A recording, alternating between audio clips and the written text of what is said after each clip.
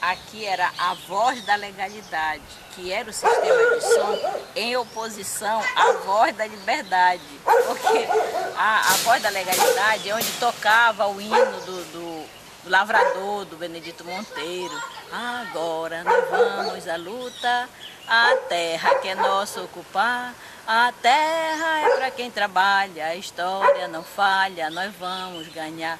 Mas como nesse tempo eles eram aliados, lá também na Voz da Liberdade, a dona Isolina tinha tocado, no dia do aniversário dele, dia 29 de fevereiro de 64. É por isso que eles vão tanto quebrar e fechar aqui o estúdio da Voz da Legalidade, prender o Zé Pereira, que era o locutor daqui. Ele passou um dia fugido, na verdade ele não chegou a ser pego. Na hora que eles chegaram aí, que eles quiseram fechar, lacraram as aparelhagens, ele entregou tudo. Que o pessoal até perguntava para ele, tinha uma brincadeira dizendo que o que você estava defendendo aí? Não, que era o canto do lavrador. Porque, mas você é comunista. Ele diz, não, mas não é comunista. É comunista, sim. Você é um comunista. Mas o que é comunista? O pessoal dizia que o povo, na verdade, não entendia, né? Eles eram acusados de comunista, mas eles nem sequer sabiam o que era ser um comunista. Então eles faziam isso porque eles eram muito amigos do Bené, tocavam esse CD, eles tocavam muito naquela campanha da legalidade, né, de nível internacional, coordenada pelo Brizola. E aqui em Alenquer eles fizeram também aqui na Voz da Legalidade. E eles, quando dá o golpe militar, dia 31 eles vão, um dos primeiros lugares que eles vêm fechar, lacrar, é aqui a Voz da Legalidade. Esta aqui é a casa do Aldo Arraes, que na época do golpe era o prefeito constitucional colocado aqui em Alenquer. Então, na época do golpe, quando deu 31 de março de 64, ele tinha viajado para Belém. Tanto é que ele vai ser preso em Belém dia 1º de abril. Mas aqui na casa dele ficou a esposa dele, que estava inclusive de resguardo do filho dele. E as pessoas chegavam aí dizendo que ele tinha sido preso por ser comunista. E chegavam com ele dizendo que era para queimar os livros, tudo de capa vermelha, que tudo era comunista. E ela com medo, os empregados, os amigos, os parentes, pegando os livros e o colocando e jogando dentro do poço. Aí as armas dele, que estavam na parede, exposição, que ele tinha coleção de armas, o pessoal disse, não, vamos embora jogar no poço. E ela, não, pelo amor de Deus, o Aldo vai brigar quando ele chegar, não façam isso. Mas eles, depois de muito argumentar com eles deixaram colocar as armas num saco e ela vai chamar o irmão dela para entregar, que é o Carlos Rocha, né, que vai carregar essas armas, que vai enterrar primeiro embaixo do assoalho do pai dele. Inclusive o pai dele vai ser preso, porque alguém disse que as armas estavam embaixo do assoalho dele. Aí quando o cerco apertou e intimava o Carlos e queria que ele confessasse onde estavam as armas, ele dizia que não sabia. Onde estava o Benedito, ele dizia que não sabia. E tu é comunista, o Benedito é comunista? Não, não sou comunista. Não, tu é comunista. Não, não sou comunista. Se tu não entregar essas armas até tal hora, tu vai ser preso. E aí, diante dessa ameaça, à noite ele foi, desenterrou as armas debaixo do assoalho do pai dele, da casa do pai dele, e levou e enterrou na serra. E aí ele vai atrás da turma do Benedito Monteiro e do Caboclinho Rocha, que já estavam lá para o Juqueri, para o interior. Então, para lá que eles vão se encontrar e que ele vai ser o quarto componente da equipe, que dá o Benedito Monteiro, o Caboclinho Rocha, o Zé Batista e o Carlos Rocha, que vão ser os 4 que vão empreender em fuga para a mata. Eu entrevistei ele me disse que jogaram todos os livros tinham capa vermelha, eles jogaram dentro desse poço porque diziam que era o livro comunista. Tudo que tinha capa vermelha, eles alegavam que era comunista, que era perigoso e que por causa desse livro ele seria preso. E aí ele foi preso mesmo, dia 1º lá em Belém, foi um dos primeiros presos da ditadura. Só que ele foi preso lá em Belém e o seu Omar foi preso aqui em Alenquer. No caso, o Omar, o Aldo, né? O seu Aldo foi preso em Belém e o Omar, irmão dele, foi preso aqui em Alenquer. Olha, meu nome completo, Omar Augusto Arraes Batista Torre de Castro. Eu sou conhecido como Omar Arraes. É o nome que eu gosto, né? Aí eu voltei para Alenquer já para ajudar o meu irmão na campanha, Aldo Arras, candidato a prefeito. Eu tinha um comércio na antiga Estrada Nova, eu vendi o comércio lá e vim investir no meu irmão, que foi candidato a prefeito, como ganhou a eleição, Aldo Arras. Né? De Belém para cá. De Belém para cá. Eu vendi lá e vim ajudar ele aqui, com o recurso que eu vendi, ajudei ele na campanha, que ele se elegeu. Aí eu, já quase 2 anos, eu fui fiscal-geral do município, estava ajudando ele aqui na administração. Quando veio a Revolução, eu estava com 8 dias de casado. Morava ali, bem de frente onde eu os peixes, que era a minha casa. Quando amanheceu uma vez, uma preta que trabalhava com nós, Dona Zolmira, caiu lá, ainda fomos ver o que eu fui lá, o que era, estava de pijama. Era 26 soldados de metralhadora lá na porta. 26 soldados e um tenente Antônio Carlos. Você que é uma raça, você está preso com a ordem do alto comando revolucionário. Aí eu vim aí para o juiz, eu vim aí com o doutor para ir. Aí o doutor Coronel Rabelo, onde está o Bené? Ele disse, eu não sei onde está o Bené. Você sabe, você deu a sua voadeira para ele fugir. Eu emprestei minha voadeira, mas não sei para onde ele foi. Você está mentindo. Ele disse, olha, não estou mentindo. Aí o Antônio Carlos me deu uma metralhadora na minha costa. Disse, olha, eu não sei, mas se soubesse não diria. Recolhe esse homem. Aí foi o primeiro preso aqui no dia. Depois de mim, prenderam meu irmão, Zé Wilson. Depois prenderam Aurelino. Prenderam Paulo Bruno e a Maria Júlia. Nós fomos primeiro presos aqui. Daqui nós fomos para Belém, para Santarém. De lá fomos para Belém. Aí fomos para Belém. Já no avião que nós viajamos no Catalina, nós pegamos um temporal muito... Além de estar sentado, um soldado atrás cada um com uma metralhadora atrás da gente, parece... Deu um temporal muito forte, viu? O avião, a Catalina, aí, tomara que esse avião caia. Eu falei, e o doutor Acione disse, pelo amor de Deus, tiraram logo os soldados de trás da gente, chegamos em Belém, mandaram dar cafezinho, aí melhorou a situação. Aí veio um camburão, nós, pro BI, para a Polícia Militar lá. Né? Chegou lá, tinha um maluco, ninguém sabia, o cara estava doido. Lá tem aquelas colunas. Disse ali... Está vendo ali? Era um anjo de Santa Teresinha, do Colégio Santa Teresinha, que apareceu o anjo, né? Ele dizia, um cara de metralhador, de vez em quando, e estava caído, o prédio já velho estava caído, e pensou que eram as balas que estavam... Aí ficou atrás eu, Zé Wilson, um atrás do outro ali, isso de mais ou menos umas 11 horas da noite até 5 horas da manhã, quando clareou que era o anjo. Rapaz. Vamos começar por 3 personagens. Tá. Aldo, Omar e Bené Monteiro, que passam ao mesmo tempo, simultaneamente, num período que vai marcar a história de Alenquer, que é a década de 60, é o golpe militar de 64. É. Qual era o papel do Aldo Arras? O Aldo era vereador, era presidente da Câmara. Nessa época eu não estava nem aqui, eu estava em Belém, eu já tinha esse comércio, na Estrada Nova, eu estava lá em Belém, que depois que eu fui daqui com os 18 anos, que eu levei a família, fui tudo, e nós morávamos em Belém. Eu já vim ajudar o Aldo na campanha de 62, que ele foi candidato a prefeito, disputando com o Arnaldo, com o Otávio Moraes, Proença de Moraes, e eu vim ajudar, já vi. Foi quando eu voltei para Alenquer.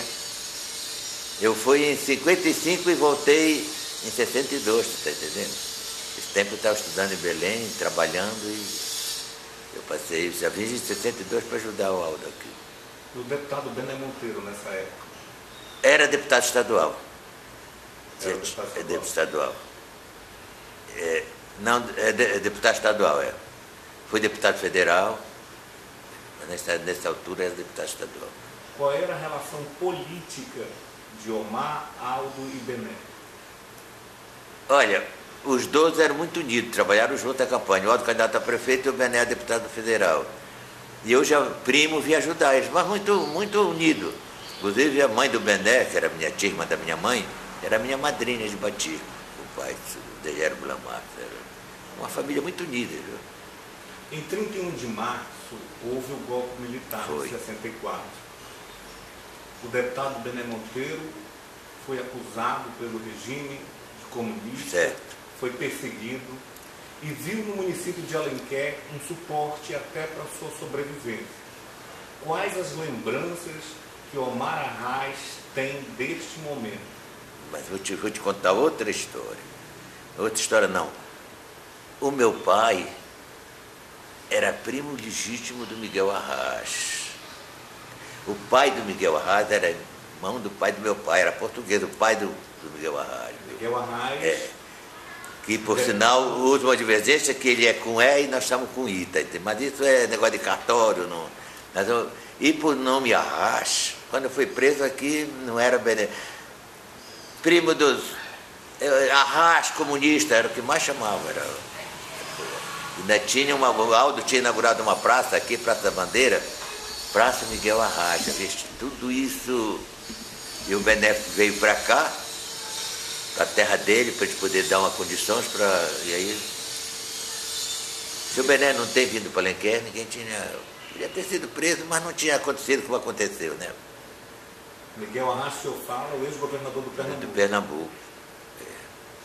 Então, por que o senhor acha que o Bené Monteiro veio para Alenquer? Rapaz, na minha opinião, foi um erro. Brasil pra... Foi um erro dele. Porque se o Bené não vem para cá, nós não somos ser presos assim como fomos, porque eles prenderam a gente atrás do Bené Monteiro, tá entendendo? O meu irmão já estava preso em Belém. O Aldo já estava prendendo o Aldo logo lá em Belém, né? O meu irmão era prefeito daqui, mas estava em Belém, foi preso. E o Bené foge para cá. Se o Bené vai para outro lugar, não, acho que não tinha mais. Fugiu para cá para... Eu dei a voadeira para ele fugir, uma voadeira que eu tinha, para ele fugir para o Curuá, fui eu que dei. Curuá não, para buscar o Caboclinho Rocha ali no Jiquiri, eu dei a voadeira para... Tinha uma voadeira aí. Mas o senhor sabia qual era a finalidade da voadeira? Sabia. Era para o Bené ir embora para lá, para o Jiquiri, do Jiquiri e para Curuá. Eu sabia. Jiquiri para pegar o Caboclinho Rocha. Pegar o Caboclinho Rocha, Carlos Rocha, que daí já foi com esse pessoal. Zé Tibá, Zé Batista, esse pessoal que já subiram com ele. Por que o senhor não acompanhou ele? Porque eu estava com 8 dias de casado, rapaz.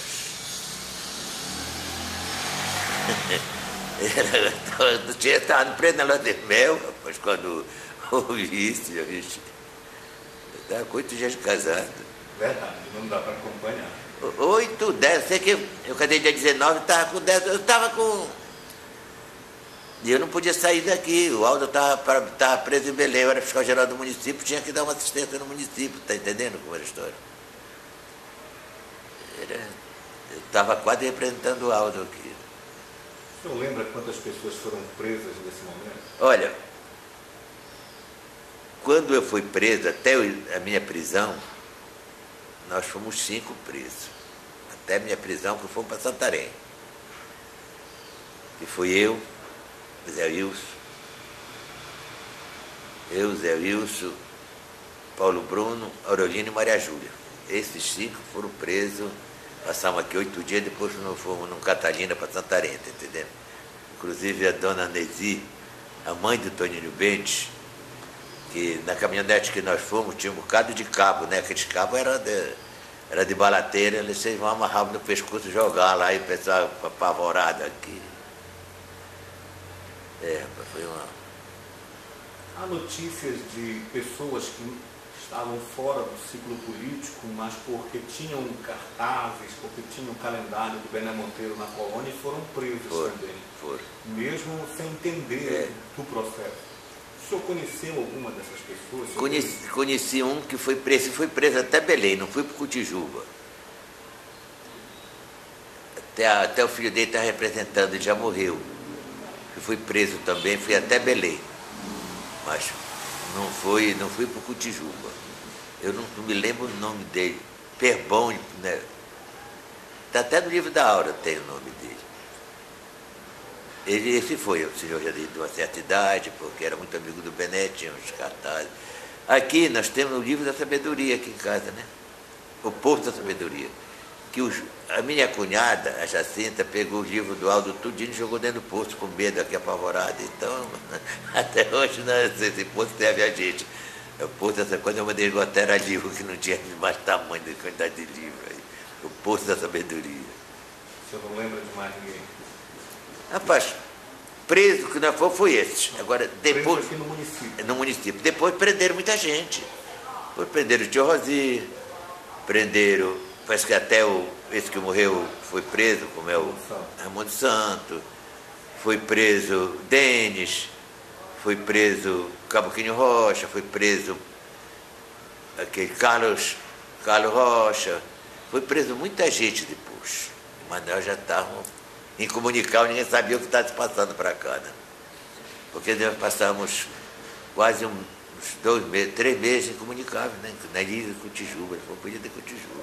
O senhor foi para Cotijuba? Foi. Eu, Zé Wilson, Aurelino e Paulo Bruno. Esses 4 fomos para Cotijuba. Ficaram 3 meses em Cotijuba. Mais ou menos isso.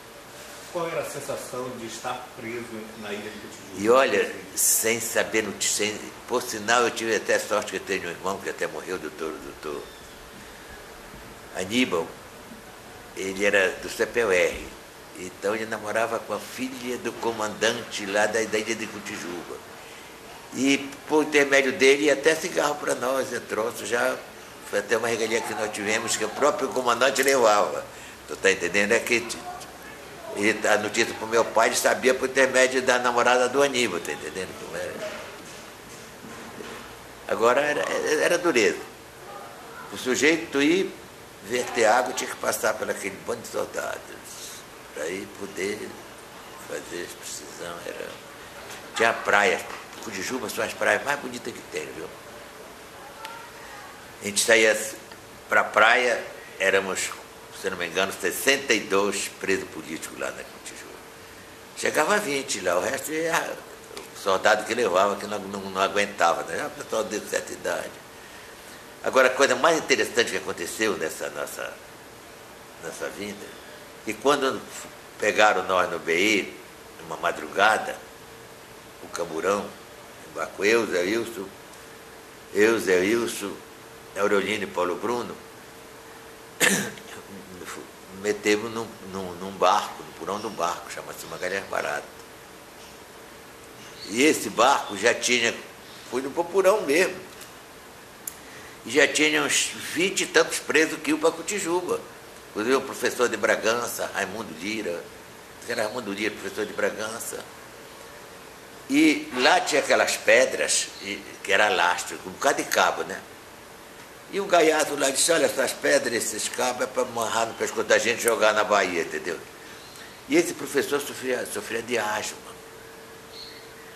E morreu. Quando chegamos no Cotijuba, já com o corpo dele. Meu irmão ainda deu uma ponta de cigarro, que eu não sei como ele conseguiu, era a vela lá. Morreu no porão lá com a gente, todo assistindo. E quando nós chegamos lá, o nome Arras era Omar Arras, Aurelino e mais 2, vão enterrar esse homem lá na praia. Preso político não tem direito a nada. Eu acho que nós enterramos com 5 palmos, nós pusemos o corpo do homem ali, porque a gente não sabia nem o que ia ser da gente, né? Uma situação, nós fomos enterrar o professor. E depois, ele foi reconhecido? Rapaz, até hoje eu não sei se ele foi reconhecido. A ilha de Cotijuba mudou bastante. E é interessante te contar, o meu filho, o Aníbal, agora em Belém há pouco tempo, papai, vamos para a praia? Eu digo, vamos embora. Aonde, meu filho? Ilha de Cotijuba, tá maluco? Para ilha de Cotijuba, rapaz. De lá eu já, quando eu estava preso, não vou lá, não. Está muito bonito, papai. Diz que é umas praias bonitas agora. É isso que eu ia lhe perguntar. A ilha de Cotijuba está bastante modificada. É. Era um quartel de correção, né? De preso de correção para lá. Ele transferiu lá no problema político, né? Mas as muralhas ainda existem. Existe. Eu estive lá.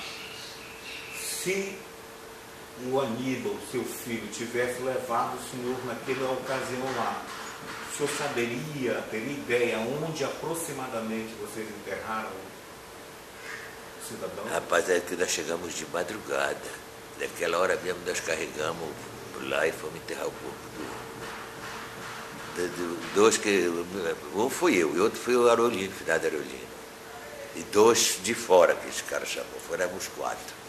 Nós cavamos.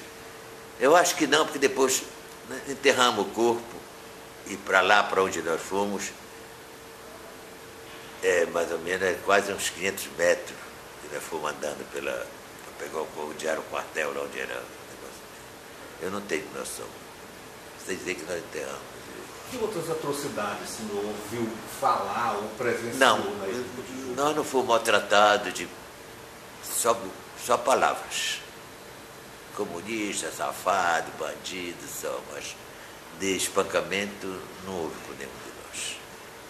Isso o senhor atribui ao conhecimento do comandante? Ou a que o senhor atribui? Não, eu atribuo porque desde aqui de Santarém nós já fomos humilhados. Comunista, safado, mas nunca fomos espancados. Nós 4 que fomos, nunca fomos espancados, tá entendendo? Fomos para Belém, para Ilha do Cotijuba, quartel também, né? Aquela humilhação de passar no meio de soldado, mas bater na gente, nunca nós fomos espancados, nenhum dos 4. Os que me acompanharam, e saímos juntos, quando saímos de Cotijuba, viemos depor, aí fomos liberados. Depois foram liberados e retornaram a Alenquer. Eu retornei. Inclusive, Coronel Ramalho, quem estava... Coronel Jarra Passarinho, Alacide Nunes, Major era o General Ramalho. Quando eu fui primeiro foi meu irmão, Zé Wilson. Pode seguir. Quando eu fui depor, primeiro foi meu irmão, fui eu. E disse, olha, o Arracho, vocês foram presos políticos, já Passarinho disse. Você não tem nada contra vocês, vocês não têm comunistas, vocês foram acusados no troço por causa do parentesco. Primo do Bené Monteiro, parente do Miguel Arras, isso aí é que... Mas vocês são liberados, vocês vão voltar para Alenquer. Eu disse, general, eu vou ser preso chegando em Alenquer. Que eu soube que o delegado Léo, o tenente Antônio Carlos, o cara que prendeu a gente ainda, que... Eu disse, então eu vou lhe dar um salva-conduto. Me deu um salva-conduto que você podia ser preso com ordem do alto comando revolucionário. Eu meti aquele papel no bolso e ia embora. Chegou aqui, minha esposa e tal, tinha um tio meu preso, tio Rosi. Uma briga com o Valdemar Alencar, negócio de mulher, ele estava preso. Eu fui visitar o tio Rosi lá no xadrez, né? Aí ele olhou para mim, sargento, prende esse homem, falou assim mesmo. Eu disse, preso por quê? Como é que você já está aqui? Eu digo, olha, puxei do bolso. Por que você não me mostrou? Eu digo, mas como você? Estou chegando para visitar um tio meu. Aí ele me tratou, né, com toda a consideração, né? Aí fui ver meu tio, consegui tirar meu tio do xadrez. Senão tinha voltado de novo. É uma coisa da vida da gente, né? E a voz da legalidade e a voz da liberdade? A voz da legalidade era aqui, onde está a minha garagem. Bem aqui. Da legalidade. A voz da liberdade era lá no Zé Valente. Qual era a diferença entre eles? Não, todas, nessa altura, todos trabalhavam para o mesmo. O Zé Valente ajudou Aldo na campanha, ajudou o Bené Monteiro, mas a voz da liberdade. E aqui, fazer política, a voz da legalidade. Mas todas as duas eram a favor do Bené Monteiro e do Aldo Arrasta, entendeu? Tanto a legalidade falava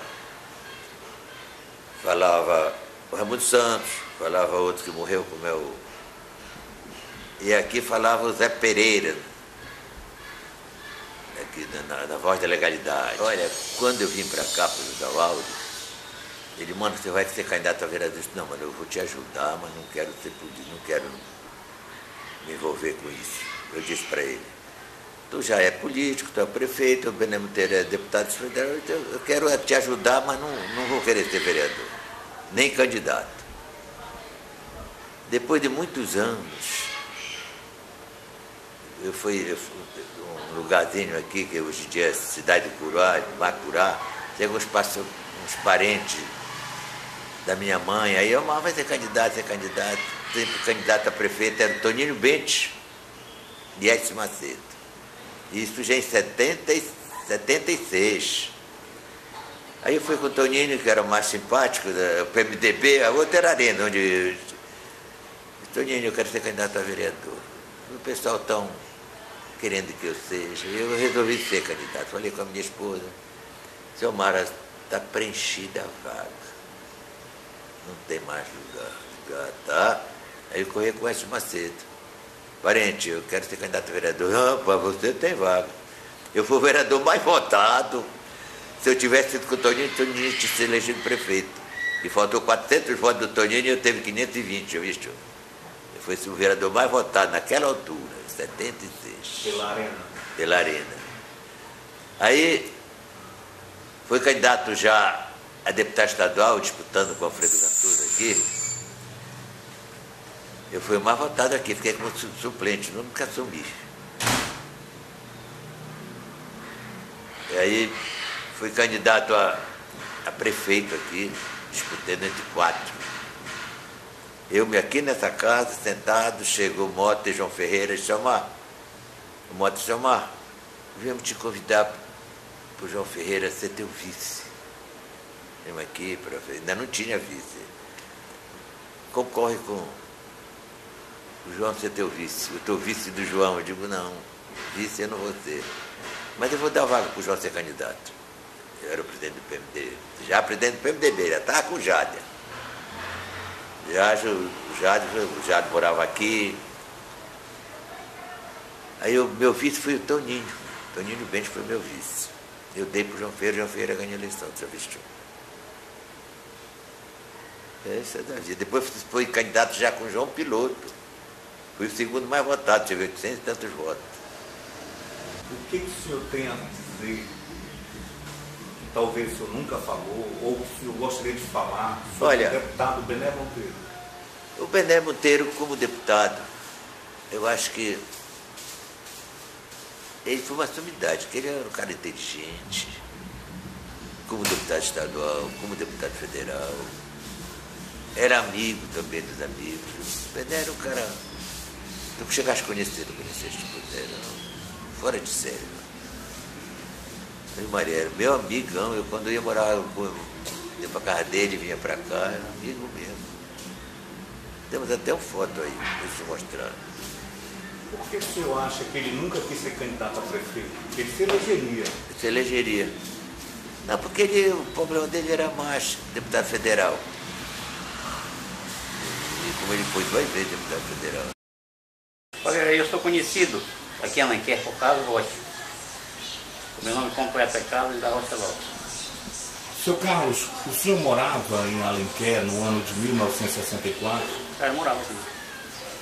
O senhor tem lembranças do que aconteceu no mês de março de 1964? Sim. O senhor conheceu o deputado Benedito Monteiro? Muito, meu amigo. Qual o seu envolvimento como deputado naquele momento de 64? Praticamente, naquele 64 eu não tinha tanto envolvimento com ele, porque eu conhecia ele assim pouco, né? Aí eu tinha um cunhado, o Waldo Arraes, ele foi prefeito na época. Aí foi o tempo que veio a Revolução, o Waldo tinha uma coleção de armas. Aí eu peguei essas armas para tirar de casa, estava bronca, né? Aí quando eu peguei as armas, a confusão veio por cima de mim, eu tive que sair da cidade. No que eu saí da cidade, me encontrava com o Bené Monteiro e eu não tinha mais outra saída a não ser acompanhar ele. Quem lhe convidou para recolher essas armas? Era porque era meu cunhado e ele estava preso em Belém e ia pegar muito mais ainda. Porque era uma coleção que ele tinha porque gostava mesmo de armas. Né? O senhor tem lembrança de para onde o senhor levou essas armas? Tem. Para onde o senhor levou? Eu coloquei em cima dessa serra que tem aqui perto, enterrei ela. Aí depois, passado, tudo foi tirado novamente de lá. Eles não conseguiram pegar de lá. Quem não conseguiu? As Forças Armadas, a polícia, o exército. O senhor tinha um envolvimento mais próximo, político, com o senhor Aldo Arraes, então prefeito de... Eu mesmo como cunhado, gostava bem dele, né? Gosto muito dele. E do deputado Benedito Monteiro? O Benedito Monteiro, depois da Revolução, aí nós concretizamos uma amizade muito grande. Tá tudo. O senhor chegou a ser preso? Foi. Quanto tempo o senhor passou? 2 meses. Aonde você foi? Estive na companhia de guarda, no quartel-general, na ilha de Cotijuba. De Alenquer, o senhor foi para Cotijuba? Nós estivemos aqui na delegacia de Alenquer. Nessa época, Santarém também era a delegacia do quartel, nós estivemos na delegacia de Santarém. Aí, à noite, viajamos para Belém. O senhor lembra quem estava em sua companhia? Foi. Nós éramos 4. Quem? 4 companheiros aí, o Bené, o Zé Batista, conhecido por Zé de Barra, e o Cabuquinho Rocha, ali, Novo Sena. Ficaram em Alenquer e foram juntos Fomos presos. para Cotijuba. O senhor poderia contar em detalhe como foi esse processo, o que aconteceu durante esse momento de prisão? Somente preso, respondendo aos interrogatórios dele, voltar, ficar... Que tipo de interrogatório? Eu queria saber de fundo o Bené Monteiro se realmente era comunista, ou se ele era e tal. Mas, para falar a verdade, nós não sabíamos nada sobre isso, né? Sobre o Bené. E o tratamento dado pela polícia? Não foi ruim. Nós temos relatos de outros presos políticos naquele momento que eles chegavam a agredir com baioneta da ponta do fuzil. Era. Aqui aconteceu. Só que não era da nossa turma. Eles chegavam nas casas procurando por nós, ver onde localizavam a gente, eles sabiam da informação. As pessoas ficavam com medo e eles faziam isso. Amarravam as pessoas, batiam, iam da fábrica. Da fábrica? Como foi o tratamento? Tá bom. Conversamos bastante. Deixaram nós libertos. Já podia conversar, fazer nossos planos todos. Só vigiado, mas não algemado. E lá em Cotijuba? Aí em Cotijuba nós ficamos lá liberados mesmo. Tem um quartel lá, né? Um colégio que tinha lá, de menores, né? Levavam para lá. Eles liberaram nós ficamos na ilha lá, agora vigiado pela polícia, mas a gente podia tomar banho, correr tomar banho, certa coisa assim. Sem problema. Jogar bola, é. Você quer fazer alguma pergunta, professor? Não, eu quero voltar no... Porque quando o senhor trouxe as armas, e alguns até dizem que não foi o senhor que trouxe lá da Carra do Alto, foi enterrado primeiro embaixo da assoalho do seu pai. Porque essa outra nossa casa aí ela era assoalhada, né? Aí eu coloquei embaixo da assoalho. Eu coloquei. Quando eles começaram a me apertar aí, que eles pegaram o papai, né? Eles começaram a apertar o negócio aí, eu tirei e enterrei. E seu pai, inclusive, chegou a ser preso, né? Enquanto o senhor estava fugido, Ele estava preso. Né? Prenderam tanto o seu pai quanto o pai do Benedito Monteiro. Foi. Né? Chegaram a prender a esposa do Cabuquinho Rocha, né? Todas as esposas do Aldo. Do Aldo, do Zé Batista. Zé Batista na na época época tinha não tinha, esposa, não. né? Cabuquinho. As esposas deles eram obrigadas a dar depoimento, né? Todo dia elas tinham que dar depoimento lá. Mas vocês foram presos, passaram só por aqui, né? Nessa delegacia, foi rapidinho a passagem de Nós chegamos 5 horas da manhã, fomos para Santarém 9 horas. 9 horas da manhã, mesmo dia. No mesmo dia, né? Foi. Vocês não pernoitaram a mesma noite aqui nessa delegacia. Ficamos mesmo só horas. Foi horas que era para... Daí seguiram, né? E diziam que aqui o Batal, o Benedito, né? É porque eles falavam pra gente mesmo, depois eles falaram em Belém já, né? Que era uma turma do Marco Antônio.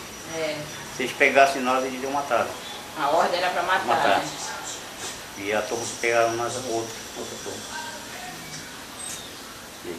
E por que o Benedito tinha uma ideia, o motivo dessa ordem? Não, o que ele falava pra gente depois era na reforma agrária, né? Reforma agrária. E quem mais fez a jogada na cabeça dele foi o Aurélio do Carmo. Aurélio do Carmo. O Aurélio do Carmo não sabia que o Bernardo tinha uma foto dele tirada de Moscou. Discussão dele. O Bernardo pegou essa foto dele e ele não sabia. Quando chegamos presos lá em Belém, chegamos por volta de 1 hora da manhã. Quando foi de manhã ele apresentou a foto. Na hora que ele apresentou a foto, prenderam. Prenderam ele. Ele era o governador na época. Pode conduzir. Há insinuações de que essa ordem para eliminar era exatamente para ele não revelar, né? Que eles tinham ido junto para Moscou, que eles tinham feito a visita a vários países, comunistas, e que o Horácio do Carmo exatamente não queria que o Benedito revelasse essas ligações, né, que ele dizia com os comunistas. Aí para Imperador ele fez aquela música, né? Do Lavrador. E fala que agora nós vamos para a luta e tal. Aí tudo isso ajudou, né? O senhor lembra da música, da letra? Não todos assim. A gente fala, a terra é para quem trabalha, a história não falha, nós vamos ganhar, né? Já chega de tanta promessa, já chega de tanto esperar, o morro jogado no leito, leva no peito, nós vamos ganhar. Pode conduzir, professor. E quando vocês estavam presos, né, que vocês foram na lancha, qual foi o transporte que vocês foram lá para o Cotijuba? Cotijuba nós fomos numa bagagem barata. Uma lancha barata. Quanto tempo foi a viagem de vocês? Eu acho que uma faixa de hora e meia.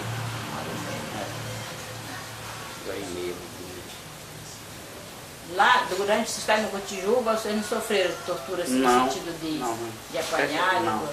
Nem lá. Mas eles interrogavam vocês lá todo dia ou não? Não, elas só estavam presos. Os policiais tratavam a gente como uma pessoa comum mesmo, sem nada.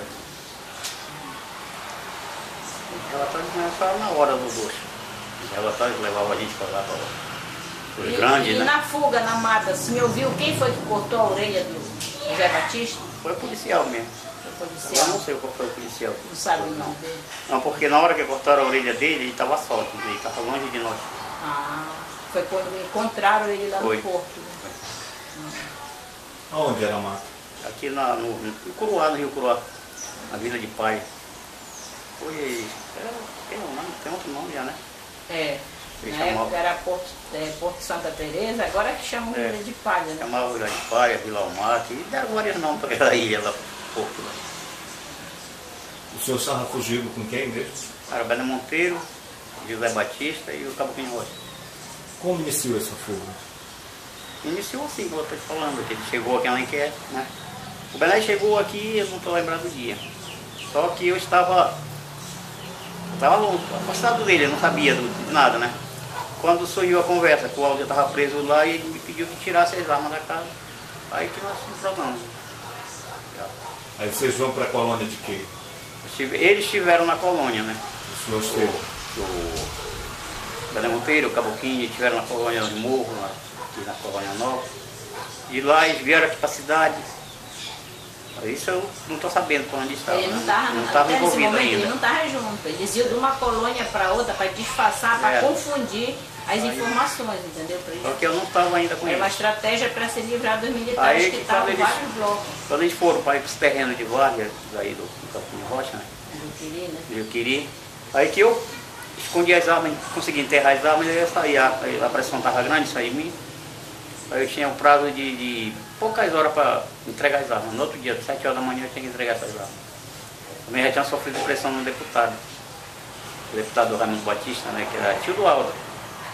Aí falou na frente das autoridades lá, entrega as armas, rapaz, que é tu que tem e tal. E aí, vi aperreado com o troço, aí eu tive que fugir. Aí eu fugi daqui, foi o pescador me levou de canoa. Chegou lá no Carobão, fui encontrar com eles lá e não teve saída, mano. Eu cheguei lá às 5 horas da manhã, quando foi 6 horas a polícia chegou atrás, 50 soldados cercaram nós. E cercaram, nós entramos na mata e não teve mais saída. Aí vocês foram presos lá? Nós fomos presos na beira do Curuá. Eles foram, entraram na mata. Andavam muito. Passaram quantos dias na mata? 16 dias na mata. E quais foram as refeições que vocês fizeram durante o caminho? No primeiro, a gente comia uma castanha, nós comemos 3 vezes durante 16 dias. Comemos 3 vezes, comemos na Casa do Cabeça, casa do seu Zeca Lourenço, e comemos na cidade de Curuá hoje. Era a Vila Curuá, né? O Aldial mandou fazer comida também. Nós já vínhamos baixando preso já. No percurso foi só 2 dias que vocês comeram. Os outros dias era só na castanha? Na castanha. E o Zé Batista, o que ele foi fazer lá na hora que prenderam ele? O Zé Batista, ele conhecia essa região, né? De Curuá, Castanhais, né? Aí, como a gente estava muito abatido já, o Bené já com os pés inchados. Naquele tempo, a calça que a gente usava era chamava calça stop, né?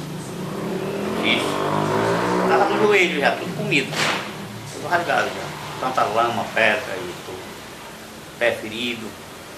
Aí nós íamos atravessar o rio Curuá, que a nossa vontade era chegar em Óbidos, se entregar em Óbidos, né? Aí ele agarrou e disse, não, pode deixar que eu vou pegar uma canoa aí no beiradão, a gente atravessa e vai embora devagar. Mas por que Óbidos? Porque aqui estava mais perigoso por causa desse Marco Antônio que estavam aqui, né? E esse Marco Antônio estava nessa região. Nós tínhamos que sair dele. O policial? É. Tínhamos que sair da turma dele. Aí lá em Óbidos se tornava mais fácil se entregar e ia direto para Belém. Aí nós não chegamos a atravessar o rio. Alguns dizem também que o Benedito, o plano dele era varar para as Guianas. É, mas ninguém conseguia não. Ninguém conseguia devido O acesso. como a gente já estava, né? Estava muito abatido. Muito batido. Não existia estrada. Não existia estrada, a gente ia tirando na mata mesmo. E a gente só andava à noite. E dia nós tínhamos que parar. À noite a gente andava, havia no escuro. Era muito sacrifício. Aí durante o dia vocês ficavam moitados, escondidos. Mas aí vocês ouviram o barulho dos policiais na mata? A gente ouvia. Ouviram? Eles atiravam muito. Localizavam ele pelas... E também nós tínhamos um rádio que a gente sabia, naquela época era Funia, né? O Jorge Sadala entrava no ar meio, era 1 hora da madrugada. Ela entrava, nós tínhamos um rádiozinho, pegava a antena dele e ligava rapidinho. Aí dava a posição policial onde eles estavam, como eles estavam, tá? Pegava e ajudava muito. Né? E chegaram a passar perto da gente. Passavam perto. Vocês quietos, coração na mão. Passavam perto e tal. O medo era que eles atiravam muito, né? Tiravam muito né, no mato. Aí deu pra se sair. E o que era aquele que tinha que vocês levavam nas mãos? Nós tínhamos só... O Bené tinha uma pasta com a documentação da SUP e o dinheiro que era para pagar os funcionários, também estava com ele. Ele vinha para Santarém fazer esse pagamento da Belterra, né? Esse dinheiro ele tinha. E nós tínhamos só esse rádio e a arma que nós tínhamos era um rifle e 2 revólveres.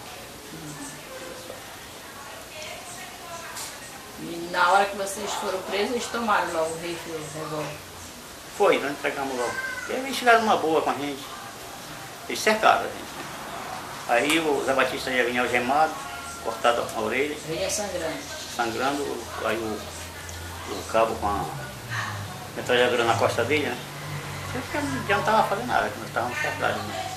Só que ele falou pra gente que não se preocupasse, que ele assumia a responsabilidade por nós, que não ia acontecer nada. E assumiu mesmo. Até entregar para as forças maiores. Chegou aqui, o milico excelente, saliente, não sei. Fez uma entrega de nada. Era o Otaviano, o nome do cabo. O cabo Otaviano, né? Que prendeu vocês, né? Ele não deixou ninguém bater gente, nada. Ele já muitos. Fizeram 50 pessoas para todos. Conheci o filho dele lá em Manaus quando eu fui lançar o livro. Otaviano. Ele me confirmou a história todinha. Confirmou que ele contava. O papai no final da vida contava tudinho. Nós viajamos de lá da Vila de Paia para Coval. Viemos no motor do seu Ambrosio. Lá ainda vinha o seu Ambrosio, vinha o Orsino, que um filho do seu Ambrosio, morava em Belém, Manaus. Ainda vinha com a gente. De lá do Pacoval para a cidade de Curuá, que hoje é cidade, já foi só nós, eu, Cabuquinho, Zé Batista, o Bené e o Raidó, no motor de polpa. Aí chegou lá, ele não podia vir para cá, não sei qual era o problema e tal. Aí nós já pegamos o motor do Lauri Bente. Aí nós saímos, chegamos de madrugada. Nós todo sem algema, sem nada. Uma boa, conversando com ele e tudo. Vocês só foram amarrados, algemados no barco, até no Pacoval. Você veio em cima do barco da Castanha? Foi. Depois eles liberaram. Na cidade não entraram lá amarrado? Não. Ele se tornou uma pessoa que a gente não podia nem pensar em fazer algum mal também, porque ele tratou muito bem a gente. Muito bem mesmo. Tinha como um cara de respeitar ele. E assumiu. O que ele prometeu, ele assumiu para mim. O policial? Foi. Você lembra a fisionomia dele? Lembro. O nome completo? Era o Otaviano, não sei o nome completo dele. Otaviano. Cabo Otaviano.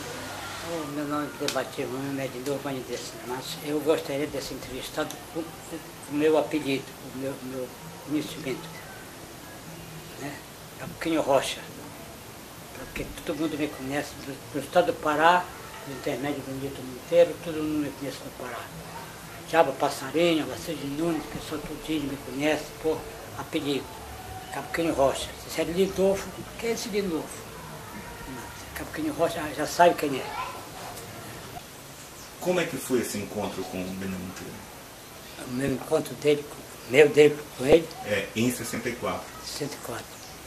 Quando ele chegou aqui, ele mandou me chamar lá da fazenda, mandou uma avó dele me buscar lá, um amigo nosso. Aí eu vim, aí fomos, tivemos uma entrevista à noite lá com esse pessoal, o Zé Valente, que era vivo, a Zorinda é viva até hoje, e outros. E foi que dispensou os dois, quando de volta. E agora eu estou aqui perto do meu amigo, não que ele me exibe, perto do meu amigo sério, que se eu disser que pedra é pau, ele diz que é, e a firminha acabou. Pode, estou aqui com ele. Passamos 3 dias aí. Ele ouvindo, o movimento tudinho, né? Disse, acabou que nós temos cercados pelas forças. E agora? Então bora fugir de noite. Foi muito, nós saímos à noite. No rumo do Curuá. Né? Fomos na beira do rio Curuá, lá de Retiro, chama Vila de Palha. Nós ficávamos desse lado daqui, ficamos de poder atravessar para o outro lado. Porque se nós pegássemos o outro lado, nós íamos embora, terra, nós íamos pegar as malocas lá, das malocas, a ideia era essa, que me dava a ideia, estou dizendo isso que me dava a ideia. Pegar as malocas, nós jogávamos nas Goianas lá. Nós estávamos livres já de tudo, nós estávamos fora do Brasil, né? E é que prenderam nós lá, né? Como foi essa viagem daqui até o momento da prisão? Vocês passaram dificuldade? Muito. Vocês tiveram apoio de alguém? Apoio de ninguém.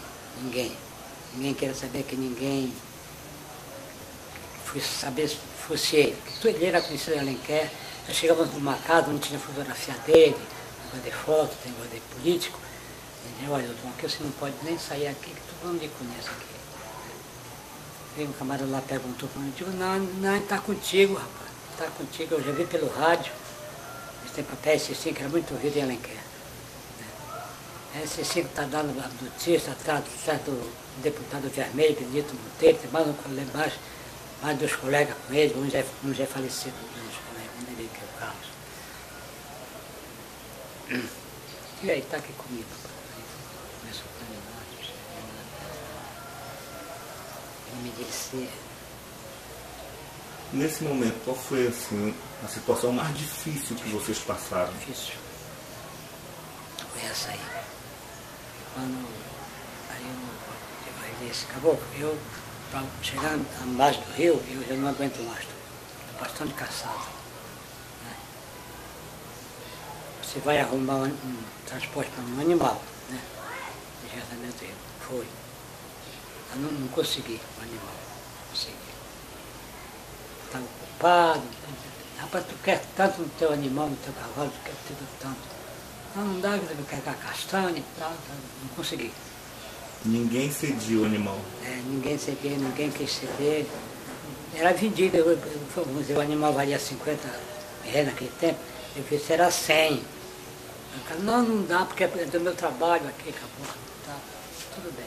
Era medo deles? Não, ele nem sabia de nada. Estava sabendo se nós vamos fugir, né?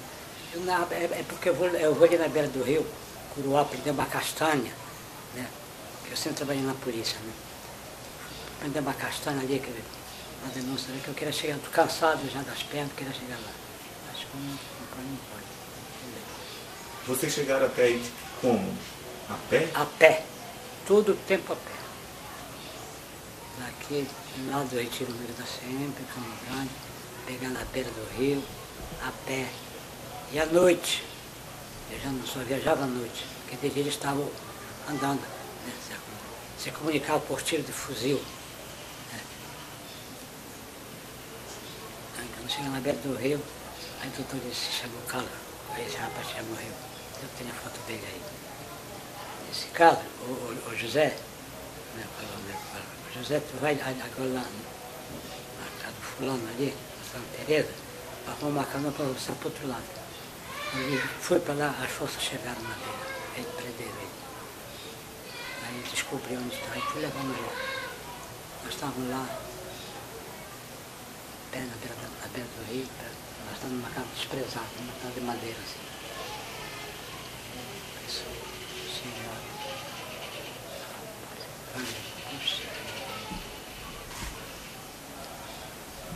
Chegaram uma distância assim. Era hora de prisão. Sacudiu a cabeça. Disse, comandante, com que ordem você está me prendendo? Eu estou lhe prendendo com ordem do comandante da região. Doutor, o senhor se entrega, doutor, para mim? O senhor me acompanha, doutor? Acompanhe. Cadê seus amigos, seus parceiros? São esses três aqui. Sou responsável por eles. E as suas armas?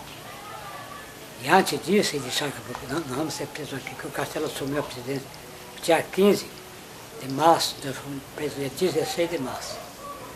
Ele disse, olha, caboclo, dá fim dessas armas tudinho, que se pegarem nós com arma é pior para nós. Outra, e vão nos bater, entendeu? Nós pegamos umas 3 barcas, a gente cai, acaba de matar a gente, ou de a gente se levantar para levar a gente preso.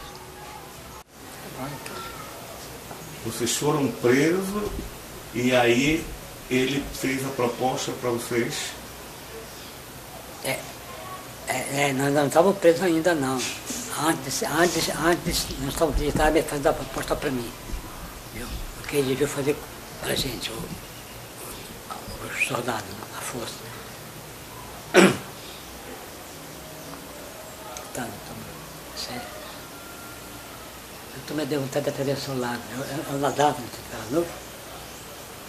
Zeca, porque só que eu não aguento mais ir para o outro lado nadando, não aguento. Por causa disso, doutor, que eu não lhe deixo. Não me acompanha, não pode ir comigo, eu também não lhe deixo também. O que acontecer com você, acontece comigo. É na ocasião que eles chegaram. Deram de prisão,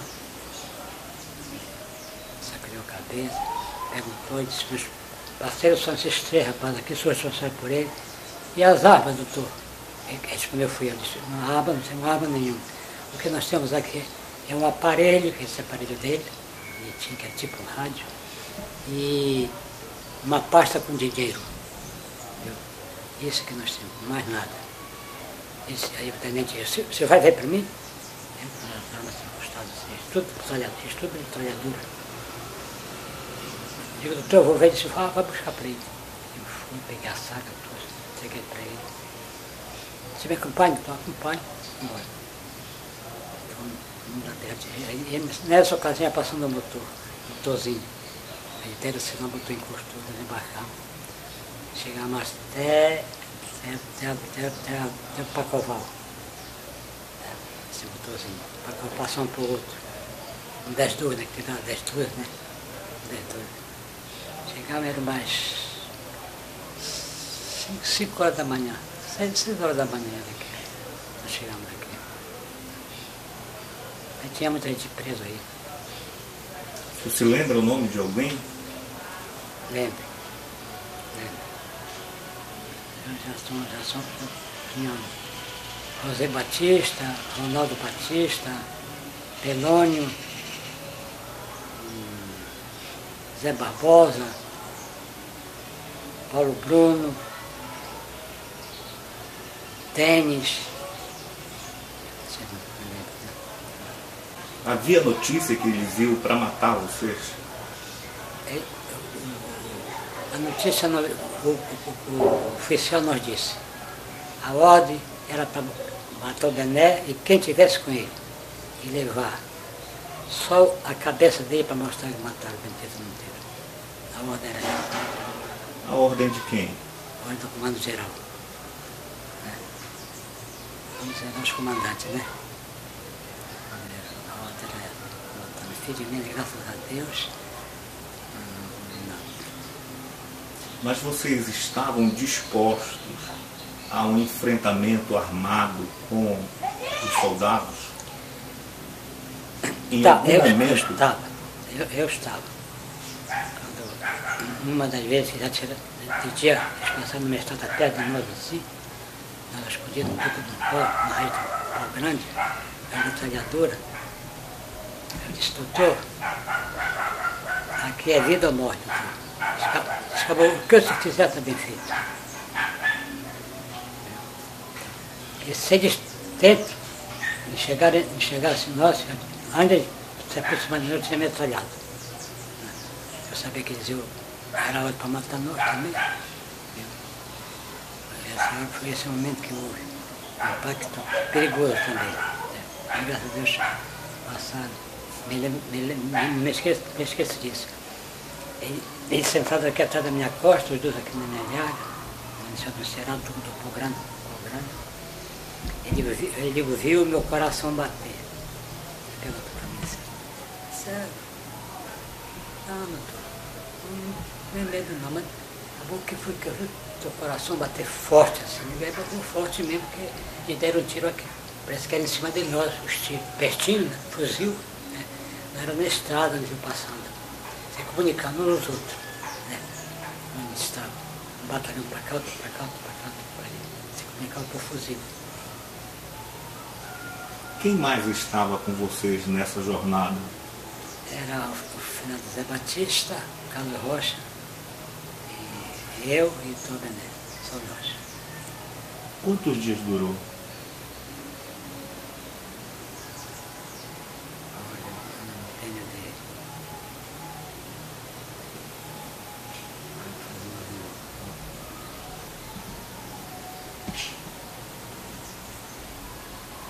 Ainda vejo o que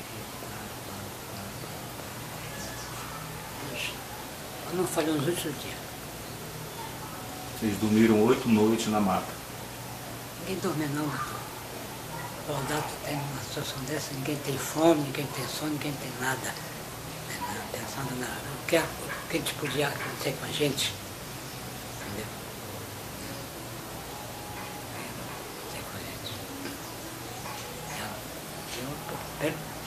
O Bené sabia que a ordem era para executar. Eu não sabia, ele não ia dizer para mim. Ele sabia que era para topar, era para executar, levar só a cabeça dele.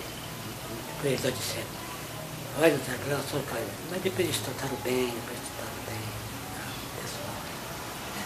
Ele é um homem muito, super educado, não merecia aquilo.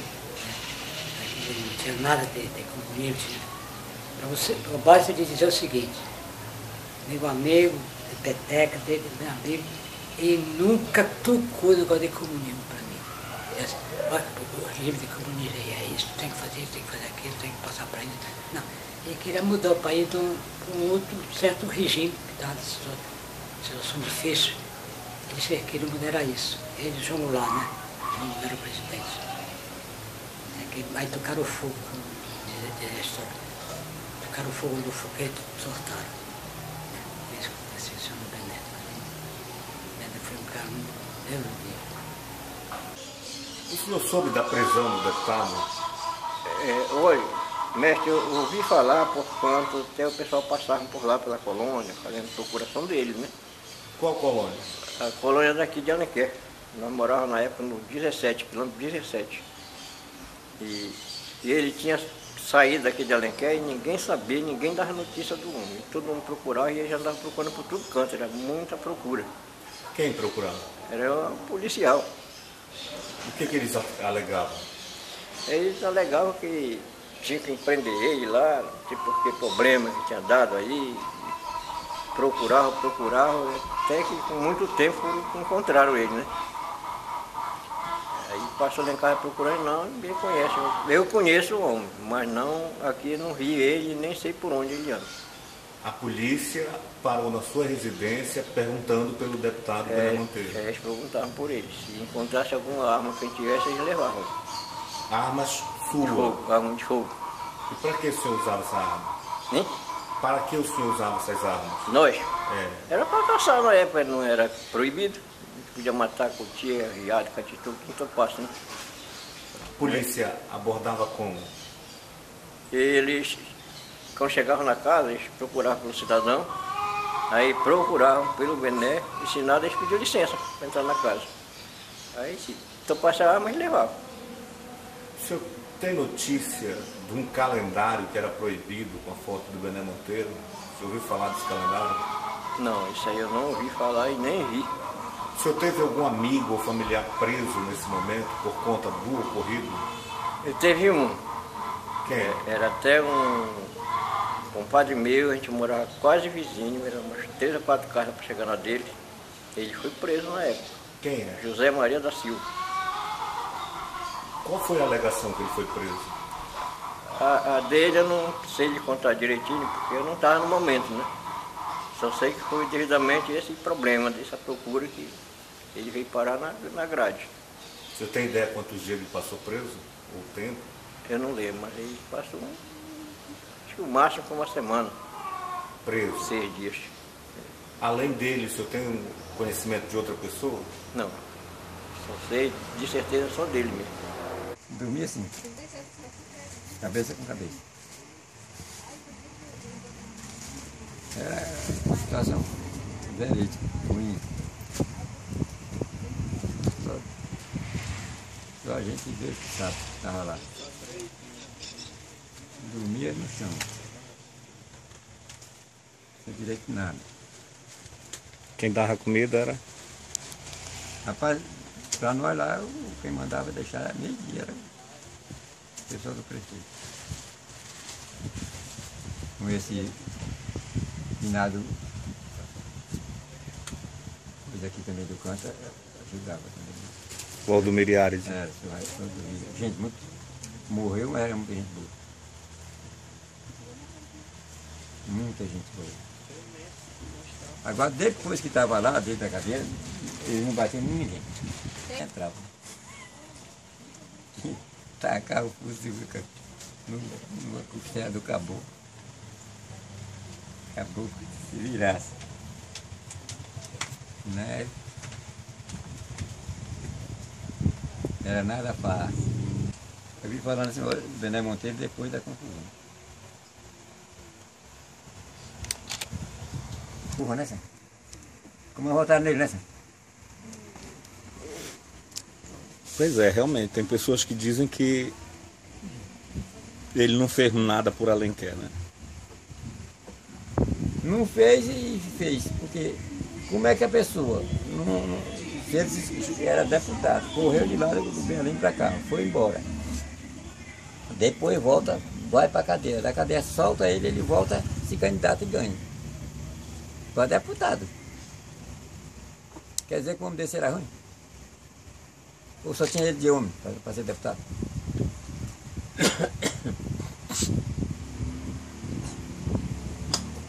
Isso é vergonhoso. Do Internacional, quando o senhor chegou, Já tinha. o Internacional? Já, Internacional e União.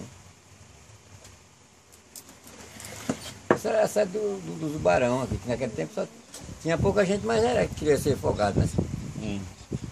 Não tinha esse monte de comércio.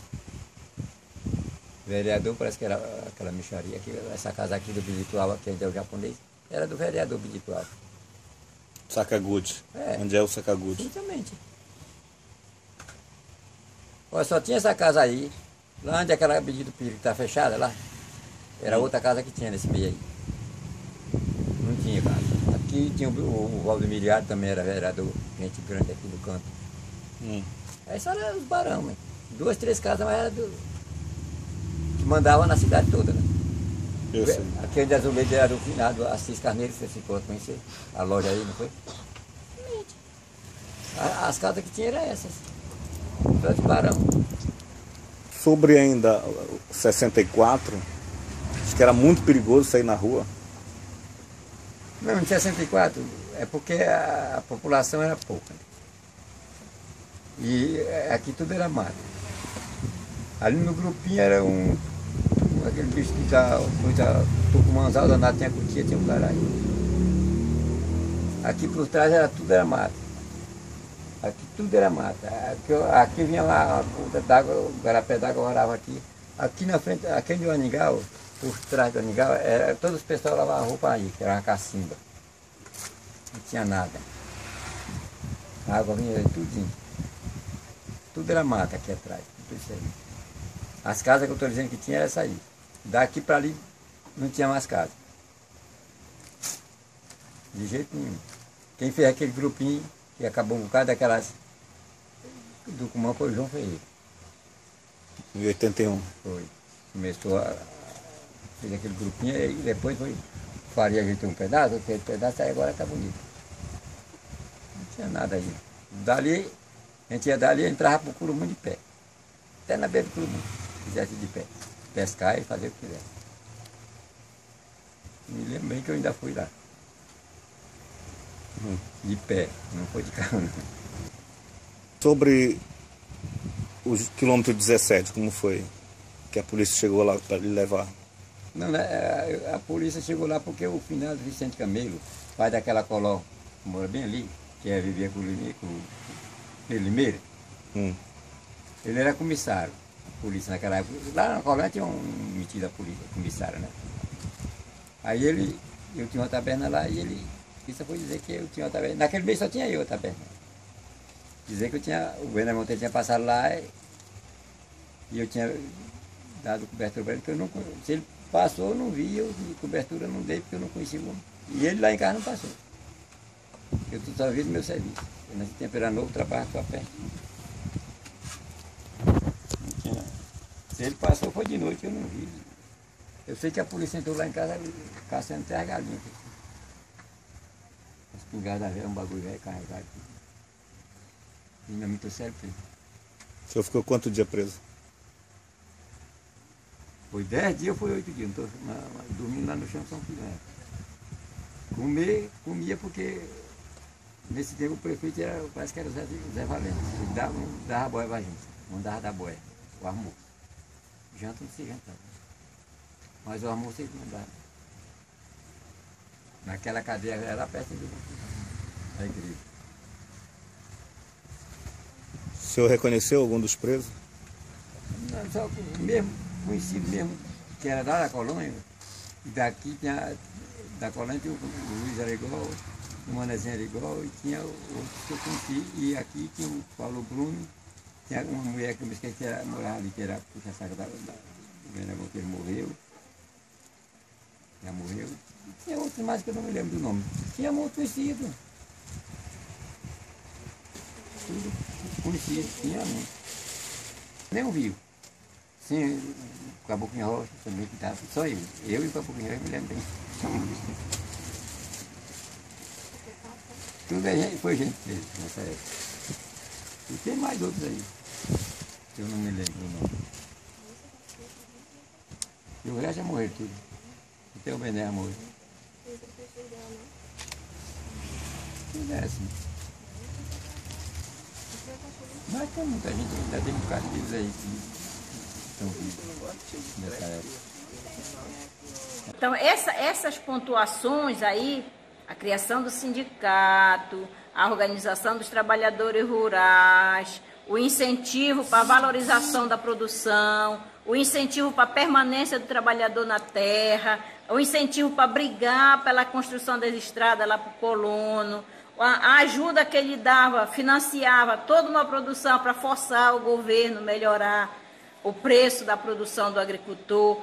Essa baixada dos caboclos de lá dos morros para vir aqui pressionar o prefeito, as autoridades, para fazer essas estradas, para doar essa semente, para distribuir a terra, isto daí, na minha avaliação, são ações que vão pontuando para que a elite vá ficando espinhada. E quando vem o golpe de 64, apesar de que o Benedito já veio marcado lá de Belém, mas isto daqui a elite só vai engordando, né? Aumentando as suspeitas, reforçando as suspeitas que os militares tinham, que o Benedito Monteiro era um comunista, porque tudo que ele fazia tinha a ver com ajudar o pobre para dividir a terra, tinha a ver com ajudar o pobre que estava lá dentro d'água para morar numa casa decente, tinha a ver com a produção ser valorizada do agricultor. Então, essas ações aqui do Benedito Monteiro, seja lá no meio da seresta, onde ele sempre participou de grupo de serestas, nos cantos das serestas, por exemplo, 13 de maio, ele fazia seresta em 13 de maio em homenagem ao término da escravidão. Então, esses fatos que parecem isolados, que na verdade tem muito nexo, muita conexão entre eles, isso daí reforça o que os militares vinham dizendo do Benedito Monteiro e que ele já fazia lá em Belém, como superintendente da Supra, com a criação lá assentamento dos colonos, lá naquela região, lá da Transamazônica. Então, isto daí já ia ligando, apontando para ele, olha, ele é um comunista, olha, ele é um comunista, olha, ele é um comunista, entendeu? Mas por que não houve um confronto lá nos morros entre os militares e o grupo do Aldo? Porque eles chegavam nas casas das pessoas, de casa em casa, de madrugada. Eles não pegaram o povo todo reunido, entendeu? Eles chegavam de madrugada, tanto que tem um depoimento do senhor Raimundo Cardoso, que esse que vai ser obrigado a ensinar o caminho para eles, que na época não tinha estrada, era só o caminho no meio da mata. Eles ameaçaram ele, ou tu vai com a gente, ou a gente te mata. Ele disse, então matem, porque eu não vou com vocês. Mas tu conhece o Benedito Monteiro? Conheço. Tu sabe que ele é um comunista? Não, não sei disso não.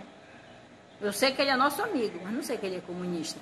Então ele diz, você vai obrigar? Não, não vou não. Obrigado eu não vou para canto nenhum. Cadê a lei que me obriga aí?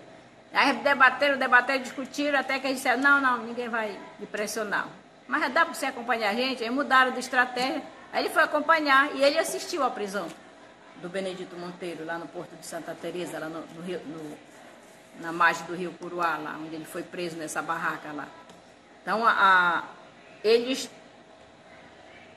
quando eles começaram a prender ela, que era dia 1º de abril, a primeira turma que foi presa, o Omar Arracho, o Aurelino Souza, o vice que não chegou a ser colocado na cadeia porque passou mal, que foi o Zé Simões, a Maria Júlia, que era a única mulher do grupo, amicíssima do Benedito Monteiro, ela vai ser presa nessa turma aí. O Chico da Pelônia, que era um colono lá do quilômetro 23, que foi nessa leva, junto com esses levados para Belém.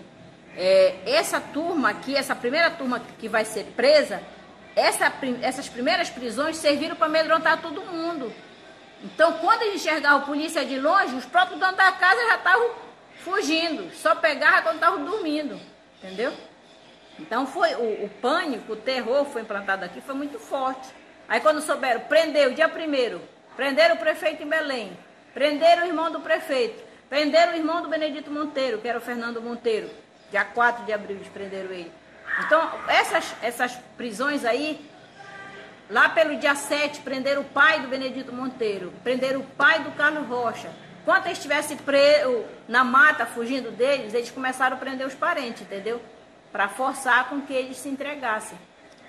Então, essas prisões virou uma revolução aqui em Alenquer. Aqui em Alenquer, de fato, houve uma revolução. A revolução do medo, a revolução da perseguição, a revolução do entreguismo, que começou os membros da elite. Olha, fulano sabe, olha, fulano era amigo dele, olha, fulano só vivia bebendo com ele. né? Então, raros amigos do Benedito Monteiro escaparam da prisão, raros. Escapou o Oswaldo Simões, que tinha viajado para Macapá, escapou o Paulino Dias, que tinha viajado para Belém, escapou o Alenildo, que fugiu. O Paulo Bruno escapou no dia 1º, mas no dia 4 ele é um desses que vai junto com a turma, junto com o Omar para Belém, né? Eles foram 7 nesse primeiro grupo.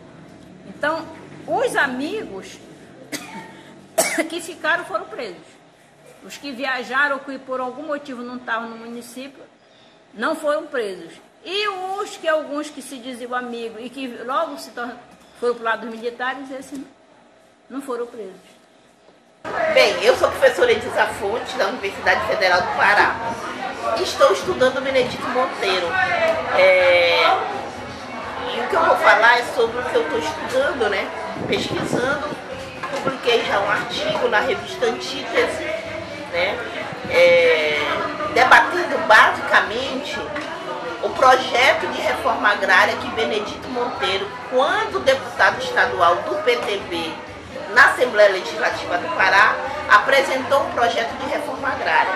Ele apresentou esse projeto em 62 e ele foi cassado por essa Assembleia em abril de 64. Percebam, não foi os militares que tiraram o mandato do Bené. Quem tirou o mandato do Bené foi a própria Assembleia Legislativa do Estado, né? Então ele foi cassado, mas o Bené tinha sido eleito deputado estadual pelo PTB numa eleição anterior. Então ele foi eleito na primeira vez deputado estadual em 58, foi reeleito depois em 62 e foi cassado em 64. O Bené era uma pessoa que tinha uma atividade política muito forte, tinha relações pessoais, inclusive com o João Goulart, tinha relações pessoais, né, com o PTB, né? O PTB, no momento que o Bené é eleito deputado estadual, tanto na primeira legislatura como na segunda legislatura, ele é um partido em ascensão. De eleição para eleição, ele aumenta a sua bancada estadual no Pará e a sua bancada federal, né? E então o João Goulart, que é o presidente do PTB, né, que assume a presidência da República depois do plebiscito de 63, né, ele assume antes, mas vem o parlamentarismo, aí tem o plebiscito de 63 que volta com o parlamentarismo, com o presidencialismo, e ele então assume, o João Goulart, toda uma direção no PTB, né? E coloca o PTB no debate das reformas de base. E o Bené está junto com ele. Então o Bené era daquela ala do PTB que defendia as reformas de base. E uma dessas reformas de base era a reforma agrária. A historiografia brasileira não fala muito do que aconteceu na Amazônia, silencia sobre o que aconteceu na Amazônia antes de 64. Parece que só tinha disputa pela terra e conflitos agrários em Pernambuco, na Paraíba, só fala muito das ligas camponesas. Então, é um silêncio produzido em relação ao campo e ao debate de reforma agrária no pré-64 no Pará. Então, isso me incomodava muito, né? Como é, então, que não tinha nada produzido a nível de historiografia e o Bené foi preso pelos militares dizendo que ele era um dos maiores comunistas que tinha no Pará. Eles alencaram 4 grandes comunistas que foram presos. O Benedito Monteiro, que era deputado estadual do PTB, o professor Rui Barata, que era professor da universidade, Humberto Lopes, que era um dirigente do partido, e o Parloreiro, que era um estudante. Foram vários presos, mas tinha um quinto, que é o Raimundo Ginques, que era o presidente do CGT. Mas esses 5 foram mais, digamos assim, incomodados e que sofreram torturas ou ficaram presos por muito tempo, eram esses 5. Né? Agora, qual desses era vinculado à discussão do campo e da reforma agrária? O Benedito Monteiro. Né? Então, desde 60, os militares já vinham vigiando o Benedito Monteiro. Por que eu digo isso? Porque eu, li a biografia que o Bené fala dele, que é o livro É o Transtempo, mas além disso, eu levantei todos os jornais de Belém, e posso até ceder para você, se quiser, o pessoal de Alenquer, tudo que saiu de reforma agrária, de Benedito Monteiro, de Alenquer, do Baixo Amazonas, essa discussão do campo, nos 3 jornais que tinham em Belém, que era o Liberal, a Folha do Norte e a Província, tá? E aí, agora, com a abertura no Arquivo Nacional, da documentação do SNI, eu fui lá e disse assim, quero todos os documentos, todos, que citem Benedito Monteiro. E aí paguei, claro, vai lá, seleciona, e eles me mandaram, eu tenho isso, também posso colocar à disposição se tiver algum arquivo municipal. Então veio em torno de uns 1.900 documentos que citem Benedito Monteiro, não é que ele seja a pessoa principal, citou, veio. Então eu tenho isso no CD, né? E a partir dessa leitura, então eu posso dizer algumas coisas. Uma, quando Benedito Monteiro diz que em 62, lá no Transtempo, os governos militares, os três comandantes militares solicitaram para o Tribunal Regional Eleitoral não referendar a candidatura dele, quer dizer, não deixar ele se reeleger, e o Tribunal Regional Eleitoral aqui concordou, e ele dizia que foi pedido pelos 3 comandantes.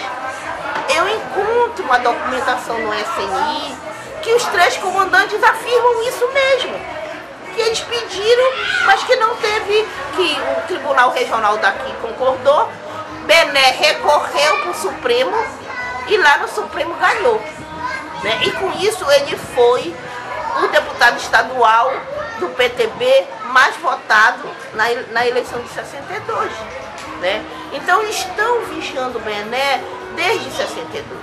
Então aquilo que o Bené conta no Transtempo, de que ele fazia o trabalho na Belém Brasília e que vinha o exército por trás e rasgava os seus cartazes, eu encontro na documentação do SNI um inquérito policial militar que está lá. Eles guardavam e colocaram no inquérito a cédula do Bené, os cartazes do Bené, as músicas que o Bené botava atrás, a música, o hino do lavrador, como prova.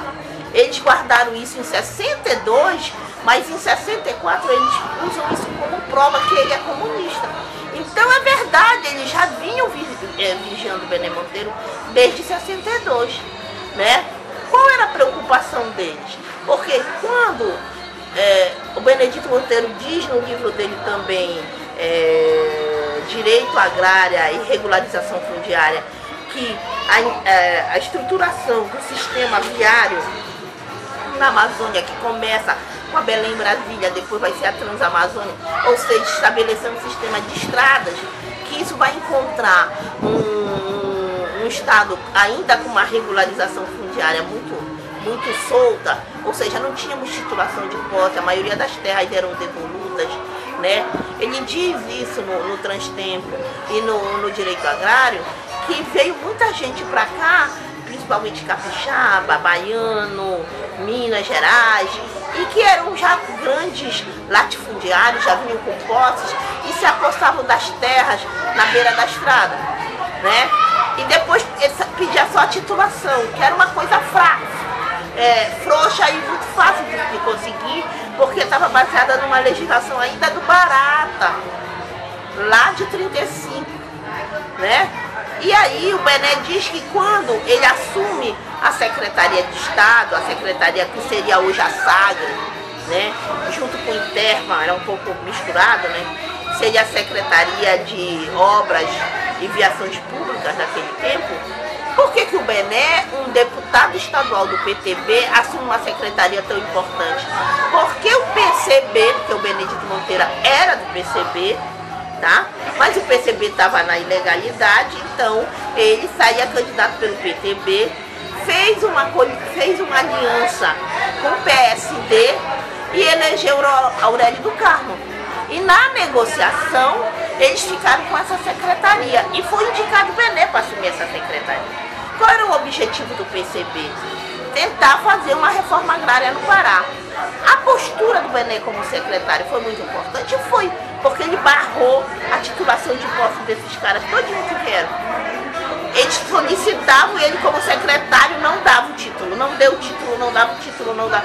Foi encalhando aqueles pedidos todinho. Aquilo foi mexendo com os interesses desses capitalistas que vinham para cá, o pessoal também, que era fazendeiro do Marajó, que estava interessado em ter fazendas agora na beira da estrada da Belém Brasília, que seria hoje Paragominas, por exemplo, Rondon do Pará, Bom Jesus do Tocantins, né? Ali aqui hoje a BR-222. Aí ele mexe com os interesses. Quando ele mexe com os interesses, também mexe interesses dos militares, porque os militares também estavam interessados em controlar a beira da estrada. Né? Mas quem é que efetivamente tinha o controle da beira da estrada na caneta? Era a secretaria, e quem estava na secretaria? Um comunista. Então, as Forças Armadas achavam que a reforma agrária no Pará ia acontecer, né? Ia acontecer comandada por um comunista que era apoiado pelo presidente da República e tinha o apoio do governo do estado, que era Aurélio do Carmo, que era seu aliado. Esse era o que eles acreditavam. Então, quando vem o golpe, eles mandam prender o Bené. Por isso, tudo isso que aconteceu aí em Alenquer. Manda prender os familiares, né? O prefeito, que era aliado do Bené também, né? E coligado com ele também perde o mandato. Tudo isso que um pouco que o livro da Áurea fala um pouco dessas histórias do entorno do Bené. Então, o que eu estou falando? Que havia um projeto, sim, político de fazer a reforma agrária. O Bené Monteiro apresenta uma proposta de projeto de reforma agrária na Assembleia Legislativa, um projeto com quase 70 páginas, que nunca foi analisado pelo plenário. Interessante que toda a documentação que eu peguei dos militares, eles acusam o Bené, mas eles não dizem um ai sobre o projeto de pesquisa, o projeto de reforma agrária que ele apresentou na Assembleia Legislativa. Parece assim que eles não leram.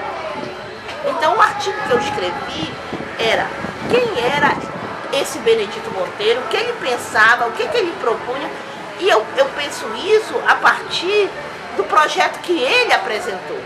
Então, um projeto belíssimo, né, que pensa uma distribuição da terra, o acesso à terra, que pensa que deveria estar na terra quem trabalha nela, trabalha com uma concepção de legislação, de posse, né? Discute, inclusive, que seriam vilas agrícolas com conselhos comunitários para definir, inclusive, dá uma discussão um pouco de terra coletiva, apesar de pequena propriedade. É um projeto muito bonito, mas que nunca foi nem avaliado pelo plenário da Assembleia. Mas esse projeto fez com que o Bené perdesse seu mandato, né?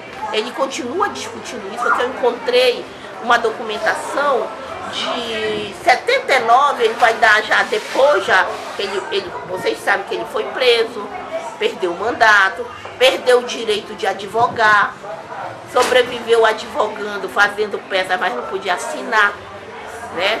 Ele começou a dar aula depois no IPAR, dar palestras, depois foi quando ele começou, já nos anos 70, a começar a escrever seus livros. Em 79 eu encontro um relatório do SNI dizendo o comunista Benedito Monteiro está dando uma palestra no IPAR. E aí apresenta a apostila que o Bené tinha apresentado no cursinho, né, que eles chamam cursinho, e é o livro Direito Agrária e Estrutura Fundiária, que ele só vai lançar em 70. Também encontro documentação quando ele lança o Verde Vago Mundo, questionando o reitor da universidade, porque permitiu que o lançamento fosse na universidade. Então eles continuam acompanhando o Bené até mais ou menos 78, quando ele é constituinte, né? Mas o que eu pude perceber é que tudo aquilo que o Bené relata no Transtempo, eu encontro documentação oficial comprovando aquelas coisas. O próprio Jarbas Passarinho admite no seu livro Um Híbrido Fértil, que ele só lança em 91, que houve um exagero na prisão do Benedito Monteiro. Mas ele diz isso só em 91. Né, no momento que ele é preso, torturado, passa incomunicável, que se tiram todos os seus direitos, inclusive o seu mandato, Jarbas Passarinho não fala nada. Né? Então eu acho que tem muita coisa ainda para ser pesquisada, ser lida, mas basicamente é isso. Professor, me diga uma coisa, você fez alguns trabalhos sobre a história do município. Sim. O ano de 1964, março, durante a implementação do regime militar, você encontrou alguma atividade nesse sentido que chamou a atenção na história do município? Na verdade, o grande marco desse período do golpe militar é a questão da prisão do Benedito Monteiro. Né? Então, o fato dele, na época, ser deputado estadual e ter a prisão dele decretada em Belém, ele ter vindo para Alenquer, para se esconder em Alenquer, isso marcou a rotina da cidade, né? Isso alterou a rotina da cidade. Então, o Benedito Monteiro, filho de uma família rica na época, né? Ele era respeitado por conta da família dele ser a chamada elite da época, né? Fazer parte da elite. O pai dele era um grande criador de gado, proprietário de muitos imóveis na cidade, então eles tinham esse respeito. Então ele imaginou na época, e isso uma vez ele, conversando com ele me disse, que ele imaginava que ele teria condições de resistir, de chegar em Alenquer e montar uma certa resistência. Só que quando ele chegou aqui, ele viu que ele não tinha condições de fazer isso. Até porque ele não teria pessoas suficientes que encarassem essa ideia com ele, que bancassem a ideia. Então, quando ele chegou, ele se sentiu um pouco só. Porque ele imaginava que, na minha cidade, na terra dos meus amigos, onde meu pai tem propriedades, quando eu chegar lá, eu tenho apoio suficiente. E ele viu que quando ele chegasse aqui, que ele chegou em Alenquer, ele não teve esse apoio suficiente, por conta de que as pessoas não estavam dispostas a arriscar o seu pescoço para salvar o dele, então, digamos assim. O senhor fez algumas entrevistas com pessoas que viveram esse momento? Eu conversei com algumas pessoas, né? Até porque esse tema é um tema que as pessoas não gostam de falar. As pessoas mais antigas, e principalmente quem vivenciou o momento, eles não gostam de falar. Até hoje tem pessoas que têm medo, né? Tem um certo receio, tem medo de alguma represália ainda. Né? Então, algumas pessoas com quem eu conversei ainda tem aquela visão de que o Benedito Monteiro queria vender Alenquer para Cuba, de que o Benedito Monteiro era comunista. Então, algumas pessoas ainda alimentam esse tipo de preconceito, esse tipo de fantasia, vamos colocar assim. O que elas falaram, o que elas relataram para você nesse depoimento sobre a figura de Bené Monteiro? O Benedito Monteiro, ele era uma figura que despertava sentimentos bem diferentes, antagônicos, vamos dizer assim. Assim como você vai encontrar pessoas que defendem, que dizem, ele era uma pessoa bacana, era um grande advogado, era alguém que queria o bem de Alenquer, você vai encontrar pessoas, ele era um vadio, que não queria nada, que queria anarquia, que queria se aparecer, que usava da política para se aparecer, usava da condição financeira da família para se aparecer.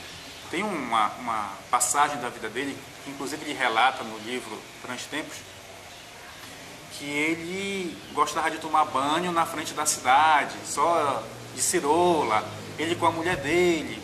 Então, algumas pessoas viam nesse ato como o playboy da cidade, que quer se aparecer, que é o cara da família que tem dinheiro, então que ele usava isso para se aparecer. Então, ele gostava de provocar, ele era um provocador. Né? Então, para ele, no que ele me falou uma vez, ele gostava, aquilo era um sentimento de liberdade, ele fazia aquilo porque ele gostava, ele era uma pessoa como outra qualquer, ele gostava de tomar banho no rio, na frente da cidade. E isso era visto ao mesmo tempo como admiração por alguns, né? Porque olha, o Bené é um cara simples, mas por outros como um ato provocativo. Ele quer provocar, ele quer aparecer, ele quer chamar a atenção. Então, Bené Monteiro ele dividiu a cidade em dois lados. Um a favor e um contra Bené Monteiro. A que você alega essa divisão? A gente percebe que a sociedade alenquerense... Era uma divisão política ou econômica? Existia, eu acho que, tanto a divisão política quanto a divisão econômica. Porque a política sempre foi comandada pelas ditas elites, né? As pessoas que tinham um poder aquisitivo melhor. Então, essas elites, elas criavam uma situação de dominação, realmente, entre a camada mais pobre e entre os mais excluídos, né? Vamos colocar assim. Então, qualquer pessoa que destoasse um pouquinho disso, já era visto com um certo preconceito, com um olhar de discriminação. Na história de Alenquer, é um clássico contar a existência dos clubes que existem na cidade, né? Então existe um clube chamado União Esportiva, que sempre foi o clube que reuniu a elite. Então na União Esportiva, carroceiro não podia entrar, negros não podiam entrar, as chamadas mulheres solteiras, né, não poderiam entrar, a mulher que tivesse um filho que fosse fora do casamento, era proibido de entrar. Então, na década de final de 50, foi criado o Esporte Clube Internacional, que era um clube que o Benedito Monteiro é um dos fundadores, para que o grosso da população, digamos assim, pudesse participar.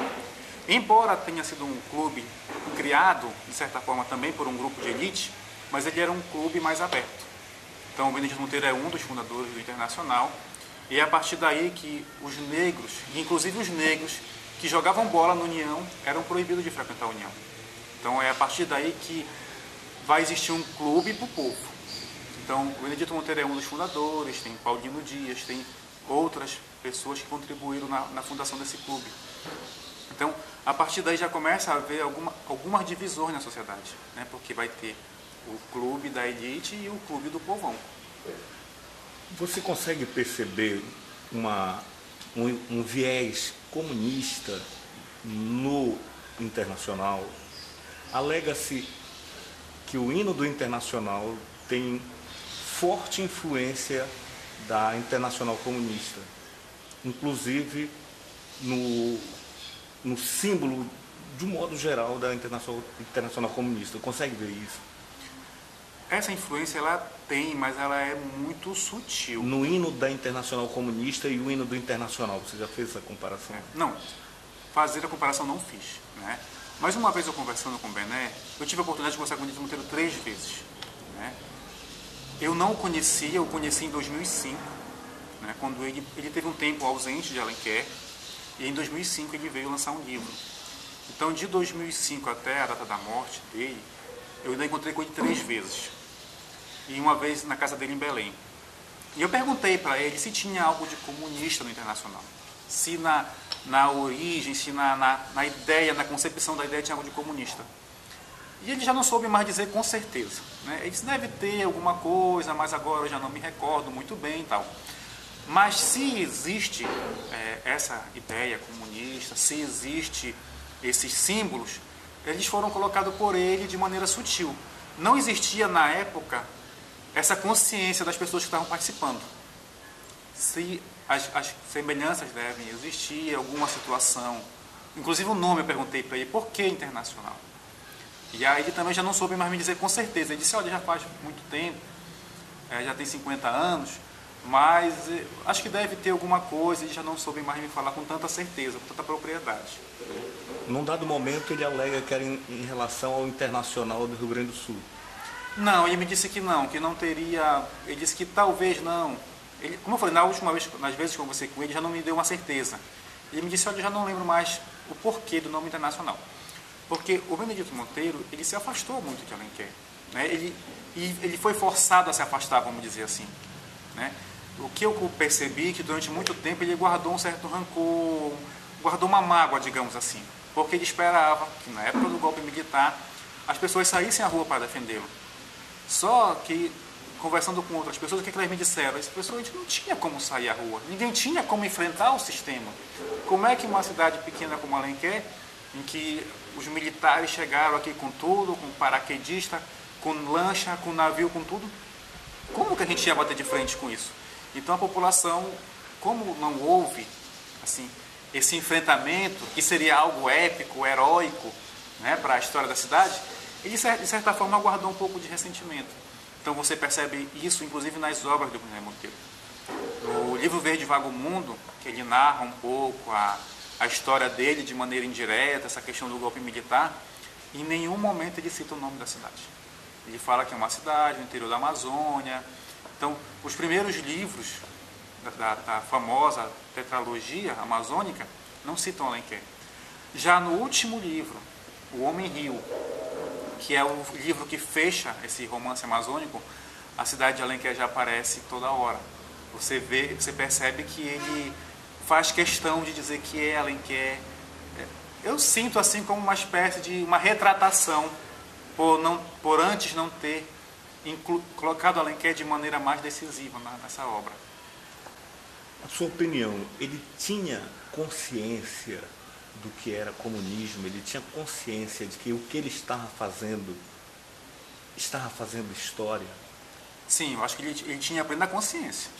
O que ele não tinha era o apoio suficiente, né? Como eu falei, se essa questão do comunismo, essa questão do internacional, do hino, do escudo, ele tinha consciência disso. Ele só que as pessoas que faziam parte não tinham essa consciência. Ele estava, talvez fosse uma maneira inicial, de embrionária, de iniciar esse trabalho. Mas como veio o golpe militar e caiu tudo por terra. Mas eu acredito que ele tinha plena consciência do que ele estava fazendo, dos projetos, das ações. Ele tinha plena consciência. Ele só não tinha um grupo que pudesse dar suporte a isso. Nas suas entrevistas, no seu trabalho de pesquisa sobre o município, houve alguma entrevista, algum momento que lhe chamou bastante atenção? Você poderia relatar? O que chama a atenção dos mais antigos é essa questão do misticismo, que eu classifico até como uma questão folclórica, né? Teve uma senhora que disse para mim, o Benedito Monteiro ele era um bandido, ele estava orquestrando vender Alenquer para Cuba. Então, o que a gente imagina hoje é assim, muito folclórico isso, né? Mas as pessoas que me falaram isso falaram convictas, né? Não falaram como algo folclórico, falaram como algo real.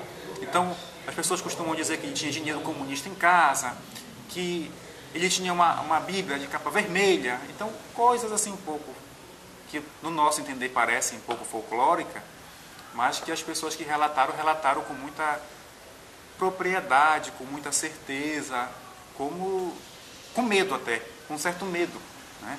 Porque olha, se chegar o comunismo aqui, vai ser uma tragédia, né? Então, uma ideia muito preconceituosa, né?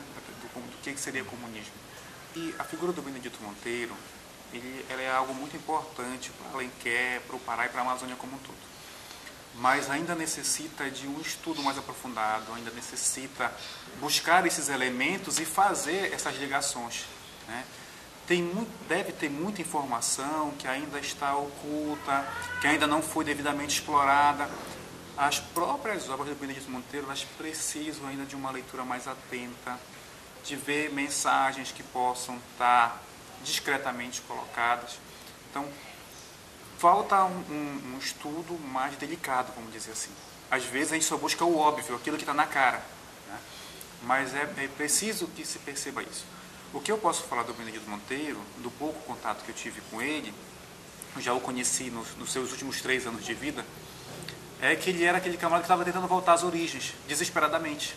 Então, ele ficou assim muito tempo ausente de Alenquer, mas de 2005 a 2008, que foi o período que ele faleceu, ele buscava sempre alguma justificativa para estar em Alenquer, para ficar na beira do rio, tomando uma cachaça, deitado na rede.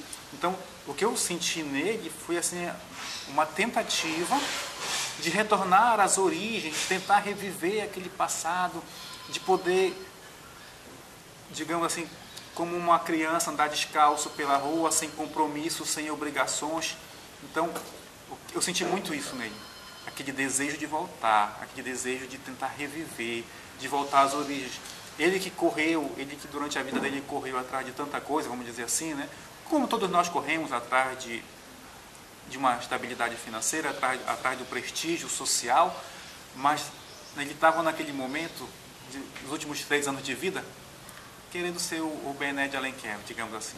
Andar pelas ruas, comer a galinha caipira na casa dos vizinhos, porque quando ele estava aqui, ele era muito festejado agora, esse final da vida dele, né? Onde ele chegava, olha, o Benedito Monteiro, é o Benedito Monteiro.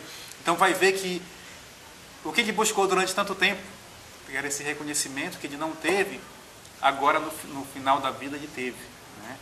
Que era olha, o Benedito Monteiro de Alenquer, é o Benedito Monteiro, o escritor famoso, é o Benedito Monteiro, o escritor que divulgou a Amazônia, digamos assim. Então, eu senti muito isso nele, né? Esse desejo de voltar. Você atribui a quê? Há um tempo que ele ficou marginalizado. A figura histórica dele ou a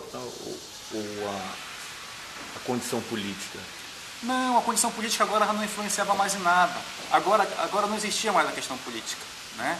Agora ele era o Benedito Monteiro que todo mundo queria estar perto, né? Se no passado foi o Benedito Monteiro que muita gente combateu, que muita gente discriminou, agora era o Benedito Monteiro que todo mundo queria estar perto, que todo mundo queria conversar. Quando ele chegou em 2005, depois de uns 10 anos ausente ou mais, foi uma festa lá no Porto, muita gente foi receber e eu não conhecia pessoalmente naquele primeiro contato, né? E o pessoal chegando lá e abraçando e beijando, e meu padrinho, meu padrinho, meu padrinho. E eu comentei com ele, pô, você tem muito afilhado, né? Ele disse, rapaz, eu tenho um afilhado que eu nem lembro mais. Eu disse, bom, então me abençoe também, que eu quero ser mais um, né? E aí eu fiz questão que em alguns livros que ele dedicou para mim, ele colocasse, né, para o meu mais novo afilhado e tal. Então eu tenho essa honra de dizer que sou afilhado do Benedito Monteiro também.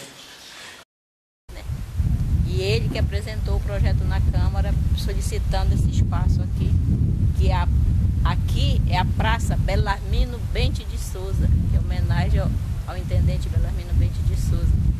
E só que ninguém nem conhece com isso. Aqui é do Internacional, do Internacional. E a fala que a senhora disse? Aqui tinha uma embalbeira.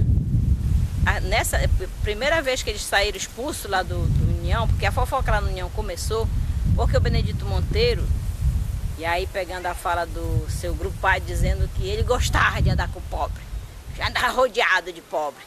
E aí ele foi tentar colocar esses amigos dele lá dentro da sede do União.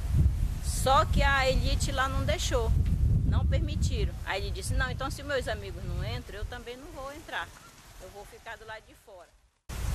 Primeiro eles tentaram entrar na marra, aí disse que deu uns tapas lá, foi um murro lá uns nos outros. Aí depois a turma do deixa disso, não, bora pegar todo mundo, e pegaram todo mundo e vieram embora, que eles andavam pela rua perambulando, fazendo as serenatas, né, as serestas, e vieram parar aqui. Ali tinha um bar do seu Bitote, uma coisa assim. E de lá eles vieram para cá, para baixo dessa embalbeira. Daqui que eles decidiram que eles tinham que construir uma sede, e que esta sede era para abrigar os pobres, para ter um espaço de lazer, um espaço para eles dançarem, já que eles não podiam entrar no União, que era o espaço da elite. Perfeito. E esse bairro aqui?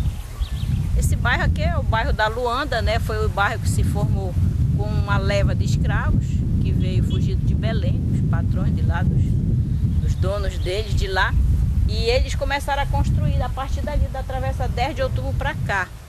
Porque eles queriam construir do lado de lá, eles tentaram várias vezes construir do lado de lá. Nessa rua da 10 de Outubro era um covão que eles chamavam, que quer dizer que essa água que baixava da serra ia formando aquele buraco enorme, aquela vala, eles chamavam de covão.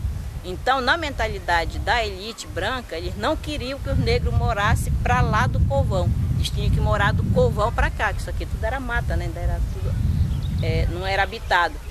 Tanto é que uma das líderes dos escravos, que chamavam para ela de Sinhá Romana, ela enfrentou várias vezes os coronéis e, por último, o marido dela furou a bunda do coronel, e assim ele foi preso, ele foi se entregar lá na delegacia e não queriam prendê-lo, ele insistiu que ele queria ser preso e foi preso. E depois ele foi mandado para o Balatal, e lá para o Balatal ele morreu. O marido da Sinhá Romana, que eles eram os avós do irmão Everaldo, do pessoal da família Guimarães aqui, eles eram dessa descendência aí. Então eles de lá que eles foram obrigados a construir. Então as primeiras casas aqui do bairro da Luanda, né, de várias das famílias Rodrigues, várias das famílias que foram... O Jacaré, que era o instrutor do Marambiré, da Luanda. O Marambiré começou bem ali onde hoje era a oficina da construiu telha lá. Ele tinha um barracão que eles chamavam de ramada lá. E lá que ele instruía os dançarinos do Marambiré. Então, esse espaço aqui da Luanda, no princípio, foi um espaço formado pela essa leva de 8 escravos que vieram fugidos de Belém. E até o nome, né, alguns dizem que o nome foi em homenagem a Luanda. Mas o que dá para perceber é que, na verdade, era uma forma pejorativa. Quando, principalmente a Sinhá Romana, que já era marcada pelos brancos, quando ela passava na rua, dizia: lá vai a Luanda, lá vai a Luanda, lá vai a Luanda. Então o bairro acabou tendo, foi numa forma pejorativa e que foi ficando chamado de Luanda, por causa dos negros. Meu nome completo é Raimundo Nezinho da Silveira. Tá. Popularmente eu sou conhecido como Raimundo Santos. Você prefere ser chamado assim? Sim, Perfeito. realmente. Seu Raimundo Santos, me diga uma coisa. O senhor viveu o ano de 1964 no município de Alenquer? Vivi. Eu trabalhava no serviço de alto-falante A Voz da Liberdade, de propriedade do senhor José Valente, com o nome de Zolino Valente. E naquela altura eu, justamente no dia que foi de outro grito da Revolução, né? Eu estava no estúdio, fazendo meu programa, que eu fazia o programa à tarde, de 15 horas às 4h30 da tarde, às 16h30. E quando eu me surpreendi foi com aqueles aviões passando aí na cidade, por cima da cidade. E com uma meia hora mais ou menos, eles já estavam lá entrando no estúdio. Estava me acompanhando lá como DJ, né, o Marcílio Barbosa. E o Marcílio ficou lá na janela sentado, e eles entraram, não deram boa tarde, nada, foram mandando parar o som. E a pergunta foi: onde está o CD, o hino do Lavrador? Aí eu disse para eles que eu não sabia onde estava, porque o CD foi lá apenas para ser tocado no dia do aniversário do Dr. Benedito Monteiro. Aí ele gritou comigo: Benedito Monteiro, Dr. Benedito Monteiro, não, Benedito Monteiro. Aí puxaram um CD, um disco daquele 78, antigo, quebraram um bocado e jogaram lá no estúdio, foram tirando tudo e mandou parar. Aí perguntaram pelo proprietário. Aí eu disse: olha, o proprietário está aqui no comércio, ao lado daquele estúdio, da Dona Isolina Valente. Aí chamaram a Dona Isolina, ela conversou um pouco com eles, mas eles estavam muito alterados. Aí me levaram logo escotado lá para a Praça de Santo Antônio, justamente lá naquele canto, na residência do Dona Antonica, onde eles montaram, instalaram o QG lá deles. E aí eu fui lá na frente do coronel lá, se não me engano era o Coronel Rabeiro. E aí ele fez as perguntas sobre o CD, queria o CD. Aí eu disse que eu não tinha como apresentar o CD, porque só foi lá, uma pessoa levou lá apenas para tocar, para homenagear o aniversariante do dia só. E que eu não tinha como dar conta. Aí eles mandaram me recolher para o xadrez. Aí eu passei uma noite inteira sem dormir. De vez em quando o soldado que tocava com o sábio na minha porta: cadê o CD, rapaz, do hino do Lavrador? A noite inteira foi aquela história comigo, não me deixou dormir a noite inteira. E aí ainda peguei uns cocorotes por lá. E aí foi embora a história. Depois eu ainda fui para Santarém, passei 12 dias. Aí depois eu retornei. O senhor foi preso. Após esse evento, o senhor foi preso 12 dias em Santarém. Santarém. Aí depois que eu voltei, né, aí já estava mais calma movimento, eu ia só divulgar algumas notas que o coronel mandava para divulgar.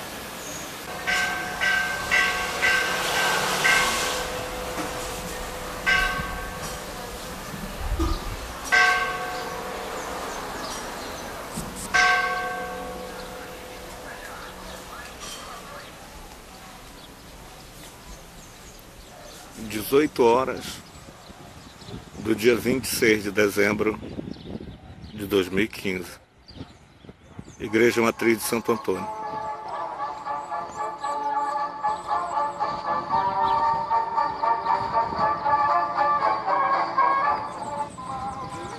Prezados ouvintes, boa tarde.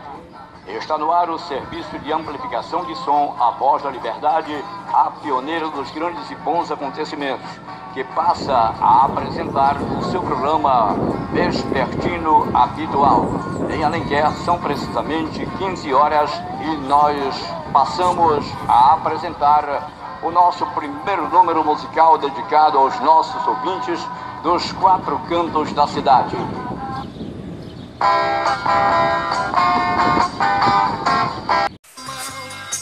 Prezados ouvintes, boa tarde. Está no ar o serviço de amplificação de som A Voz da Liberdade, a pioneira dos grandes e bons acontecimentos, que passa a apresentar o seu programa vespertino habitual. Em Alenquer são precisamente 15 horas e nós passamos a apresentar o nosso primeiro número musical dedicado aos nossos ouvintes dos 4 cantos da cidade.